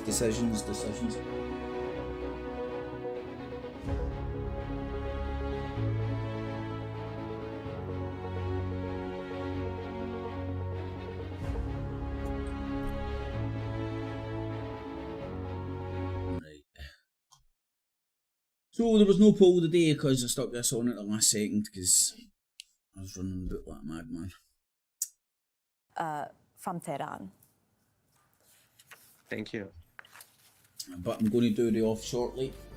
So stick a wee thumbs There are up. plenty more ahead on the Tune news in hour, tomorrow. including why Israel's far-right Hopefully I'll be finance putting minister one is up threatening tomorrow. to build one illegal settlement for every country that recognises Palestine. I'm Helena Vasilievich in central England, and I'll tell you how the housing crisis here is affecting people ahead of the UK general election. It's not something you get on the BBC's, is it? Al Jazeera, they're in full-on panic mode after Biden struggled at times to answer questions and stay coherent. He and Donald Trump sparred over the economy, abortion and migration, as well as the wars in Ukraine and Gaza. Alan Fisher begins our coverage. War, abortion, No immigration. welcomes, no War, handshakes. There are abortion, policy immigration. differences between the two presidential candidates, and they don't like each other either. Without question, the worst president, the worst presidency in the history of our country. By the time he left, things were in chaos, literally chaos. This was not a good night for Joe Biden. For a man that spent several days preparing, he fumbled answers, struggled to highlight his successes and contrast them with Donald Trump's record. But he looked more in command than the man he wants to replace. He's not equipped to be president. You know it, and I know it. It's ridiculous. Biden highlighted Trump's exaggerations and his claims about his record while in the White House. Every single thing he said is a lie. This was regarded as possibly the most consequential debate in American history. Millions tuned in, even people travelling putting a over kind America. of positive, and be as positive they can. While outside, Biden. protesters reminded the candidates of the global implications of events in Atlanta. Joe Biden rejected Trump's idea that the US was no longer respected, no longer admired on Grass the can be world purple. stage. See the colour of weed you get nowadays, man. We Some of are it's fucking this failing crazy. country. I never heard a president talk like this before. Donald Trump claimed he would rather not be involved in politics, but felt he had to act. I wish he was a great president. Democrats are Ian. trying to put a brave face. Ian, see the sky is not blue stuff, man. That's a good example of how, like, something can be true when it's not, if you get me. Do you know what I mean? Like, technically, the sky isn't blue, but people can see it's blue, just like people can see the chemtrails. So thus, it's blue and chemtrails are real. Based on what happened here, and privately some may consider if Biden should be replaced at the party's convention in a few weeks. I don't know a Democrat in my party that would do so, and especially after tonight. We have his back. At an after-debate event, Joe Biden tried to put a good spin on things, claiming fact-checkers will get Trump in the coming days. I can't think of one thing he said that was true. Donald Trump's campaign now believe they have an advantage, perhaps one that could even overcome his legal problems. Before the debate, many voters were concerned that Joe Biden was just too old, not up to another 4 years in the White House. This performance will not have eased those fears. Alan Fisher, Al Jazeera, Atlanta. The US support for Ukraine was a contentious point in Friday's So presidential debate. 17 bucks up. His administration's When Michelle gets in, takes a $175 billion of presidency. military aid and said, I've got 50 other nations around the world to support Ukraine, including Japan and South Korea. On the other hand, Donald Trump vowed to settle the war between Russia and Ukraine if re-elected, but didn't say how. Trump also said that under Biden, we're closer to World War III than anyone can imagine, and he's going to drive us there. Woo! Peter Zalmayev is the executive director of the Eurasia Democracy See, Initiative. realising World War III III is actually happening, it's like pulling off a plaster, man. Once you pull it off, it's like, well, President Biden's stance on the war is. We're at a but wartime do we know economy, that's why where every cunt's Donald Trump skint, everything stands costs a on support fucking for fortune Ukraine? because they're He fucking only said squeezing the Putin's life out of terms for every ending cunt. the war But they can't were put not his own rations or acceptable anything anymore, after not in the being pressed modern on the world, because they need the economy to keep grinding, to keep spewing out the money to pump into fucking Ukraine. Position on all of these international Ukraine, Syria, Gaza, having to do with war and peace. the Red Remember, Sea. Donald Trump engaged in There's shit happening in South America, and Africa's fucking left, right, centre running. Kenya's up. There isn't a continent on the world where there isn't either a political war or a fucking full-on kinetic war going on, man. Now we're faced with another one. Isn't a continent? Is Antarctica continent? What does Or is it? Donald Trump say precisely? I'm pretty sure there's some fucking penguins fucking getting it on, man. Solutions. There as well. We will give Ukraine. Do you get penguins in Antarctica or weapons only in the North Pole? you thought possible, Putin, if you don't sit down and negotiate with them, and we will deprive Ukraine of all of our military assistance if Ukraine, if Zelensky refuses to sit down. That is ultimately Donald Trump's position. It's being fleshed out now by the Conservative Heritage Foundation, following up on his remarks. I suspect that it will remain just like many other Donald Trump's policy. So you're saying it's proposals, unclear and remains to be fleshed out. So how worried then is Ukraine, is Europe? Trump again refused to make a clear commitment to NATO, instead bragging about his efforts, he said, to get members up to date on their dues. Is Europe worried about a possible Trump presidency? Europe is worried about Donald Trump's possible new second presidency, but with the exception of Poland and the Baltic states, I'm not seeing the sort of momentum that would be a result of those words. We're still major countries such as France and Britain and Italy. There's been a recent military report that says they are understaffed by an order of hundreds of thousands in case of a land-based war with Russia. And if the argument is that Vladimir Putin will not stop on Ukraine, will roll over Ukraine and continue his aggression against, let's say, Poland, Moldova, or the Baltic states, then the natural response would be to bolster your land-based armies. 175 billion. Scholz has promised. That's why modern warfare has to keep the economy or whatever's left over ticking over, even if it is like a cost of living crisis, also known as a wartime economy. Rationing, on the other hand, like rationing fucking food banks to keep people alive, man. Germans, Bundeswehr, the army, would have lasted a week against the Russian onslaught. So, contrary to what they're saying, contrary to the seriousness with which they take warnings by Trump's former associates, including John Bolton, that Trump will take America out of NATO, they are not acting fast enough to prepare for that eventuality. And all right, I'm really sorry that we've run out of time. Peter Zalmayev, thank you so much for your analysis. We really appreciate it.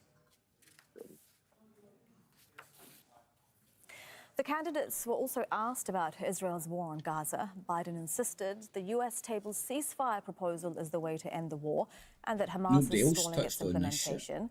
Biden said the only one who wants the war to continue is Hamas. And he once again insisted the U.S. had saved Israel as its biggest supporter. Well, Trump hit back, saying Israel is the one that wants to continue the war and should be allowed to finish the job. Oh my Let's bring in lord, Kama man. Karmoud. He's an assistant professor of public policy at the Doha Institute for Graduate Studies, a specialist on Trump's conflict getting in resolution because he's and the he'll be the international better aid. He's president joining in us live times from of war, Belgrade and you today. know Good what? to This see is you, a Mr. time Karmoud. of war. Gaza is the war has been a key foreign policy issue in the election. What did you make of what either candidate have to say? Did you see much difference in their policy? Elizabeth, sadly not. And what's really striking, I mean, these are presidential candidates for global power that is heavily involved in the Middle East. None of them had a vision for a big peace vision to end the conflict between Israel and Palestine. Most of the discussion has been focused on competing who's supporting Israel and also on ways of ending Hamas, but there was nothing on the big peace project, the peace agenda, how to permanently end this conflict between Israel and Palestine and eventually create a Palestinian state. So obviously the two candidates are Part of the still economy selling behind, and weapons they're to not places there of the yet. world that's burning. Very disappointing. And we've seen the bloodshed in Gaza under President Biden's leadership. We have seen him being called Genocide Joe because of the US administration's support for Israel while the bloodshed continues. Well, thank you very much for joining, everybody. I'm going to do the off and make the most of my Friday. So hope you have a good weekend. Check in tomorrow, and fingers crossed I'll do a wee shindig tomorrow. Likelihood is I'll be in my bed within 4 hours. But we'll see what happens. It was very predictable, a shit show from Joe, wasn't it? Unicorn, Gigi, Ian, Luton, Roberto, Doberman, and everybody else that's been in along the way. Ian, Roberto, Unicorn. Thank you very much. Thumbs it up, sub, bell up, all that jazz. Get notifications when and as I go live, because sometimes I'll do stupid wee things for the street. And if you're a fan of politics, but you're sick of the tits, then get your fix from the daily PoliTITS. Something like that. So, there was no poll today. Hashtag thank to you as well, my man.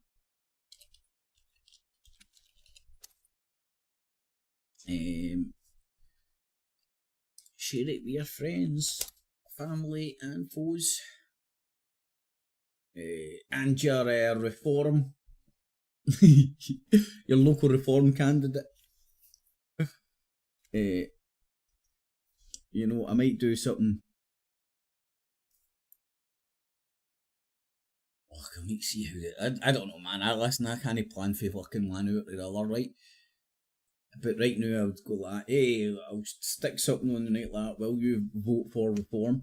Because, like, I get the English cunts, right? They're fucking lost cause. But Scottish people, man, like the Rangers fans, I can get why they can, while they might go for reform. Or working people,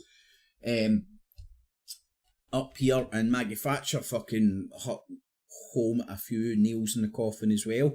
But reform is just Conservative extreme rebranded, and I say unfortunately, but a lot of people this side of the border seem to be falling for it as well. Even people of the Fenian persuasion. Because I don't know if you have noticed on your face bags and Tommy Robinson's fucking Twitter and stuff, the right-wing fucking crackpots have managed to rile up the fucking Fenians, the Irish Fenians, by poking them with a big jobby stick about the brown people in boats, you know. And it doesn't take much to fucking rile up a potato picker. Or a big bunch of them, you know. The more stupid you are, the easier it is to rabble-rouse. What the fuck is that word I'm looking for? It's not rebel-rouse, isn't it? No, it's rabble-rouse. Rabble-rouse. It's dead easy to fucking get in stupid people's heads and get them to do what you want. Look at fucking every Al-Qaeda, ISIS, ISIL, blah, blah, blah, blah, blah, blah, so on and so forth. Every nutbar. Fucking stupid windy-licking fucking Abduls that have been conned into doing fucking shit by fucking some other fucking Abdul that fucking pretends that he's speaking to God or some shit. How dumb must you be, man? Fucking somebody comes up to you and goes, I can speak to God, but you can't. I'll tell you what the word of God is. You don't have a say in this thing. How stupid and gullible are you? Especially if you walk away going, oh, that guy fucking believes in fucking God. He had a fancy costume and was bouncing about with gold while preaching about fucking poverty and shit. Oh, I'm in. How dumb and gullible are folk, man? He's never heard about fucking being a proper proddy, man. And the whole essence of Protestantism, where it came from, what it stood for, what it was all about. Why the fuck did that stop? Right, okay, we took over the castle. Back to square one. Haha. No for me, pal. Anyway, each their own, man. I've got my own fucking crackpot craziness to deal with, so each their own. Vote Fadge. Vote Lib Dem. Are people voting? Are people going to vote? Like, they actually, well, I'm going to go and do my fucking bit and put my fucking X, give my social contract to all these fucking institutions that I fucking say that I hate. I'm going to give them my power anyway. Anyway. Time for chances insert the English replacement. Ireland 2030. Too close to the Greens. Well, something's changing. There's a fucking riot on the... I don't know, man. Let's see what happens after this election. But the political pendulum, the whole entire nation, if you encompass the whole entire nation's changing, man. Jim Dawson said it himself. All he does is want to change people's... move it a little bit to the right. I wish I could find that clip. There's a BBC documentary about the fucking crackpots that fucking fund the far right over here, and Jim Dawson was the main player in their documentary, and you hear him with his own words talk, because he's a fucking salesman, he's a marketer, he understands how to do this shit. He's a fucker. Anyway, I've ranted enough about that prick. So, thanks everybody. Have a nice afternoon. Have a nice weekend. If I don't see you before that, catches tomorrow. Clips. And remember, citizens, always subscribe. Hit the notification bell as well. And $19.95 plus shipping and handling will keep you out of hell.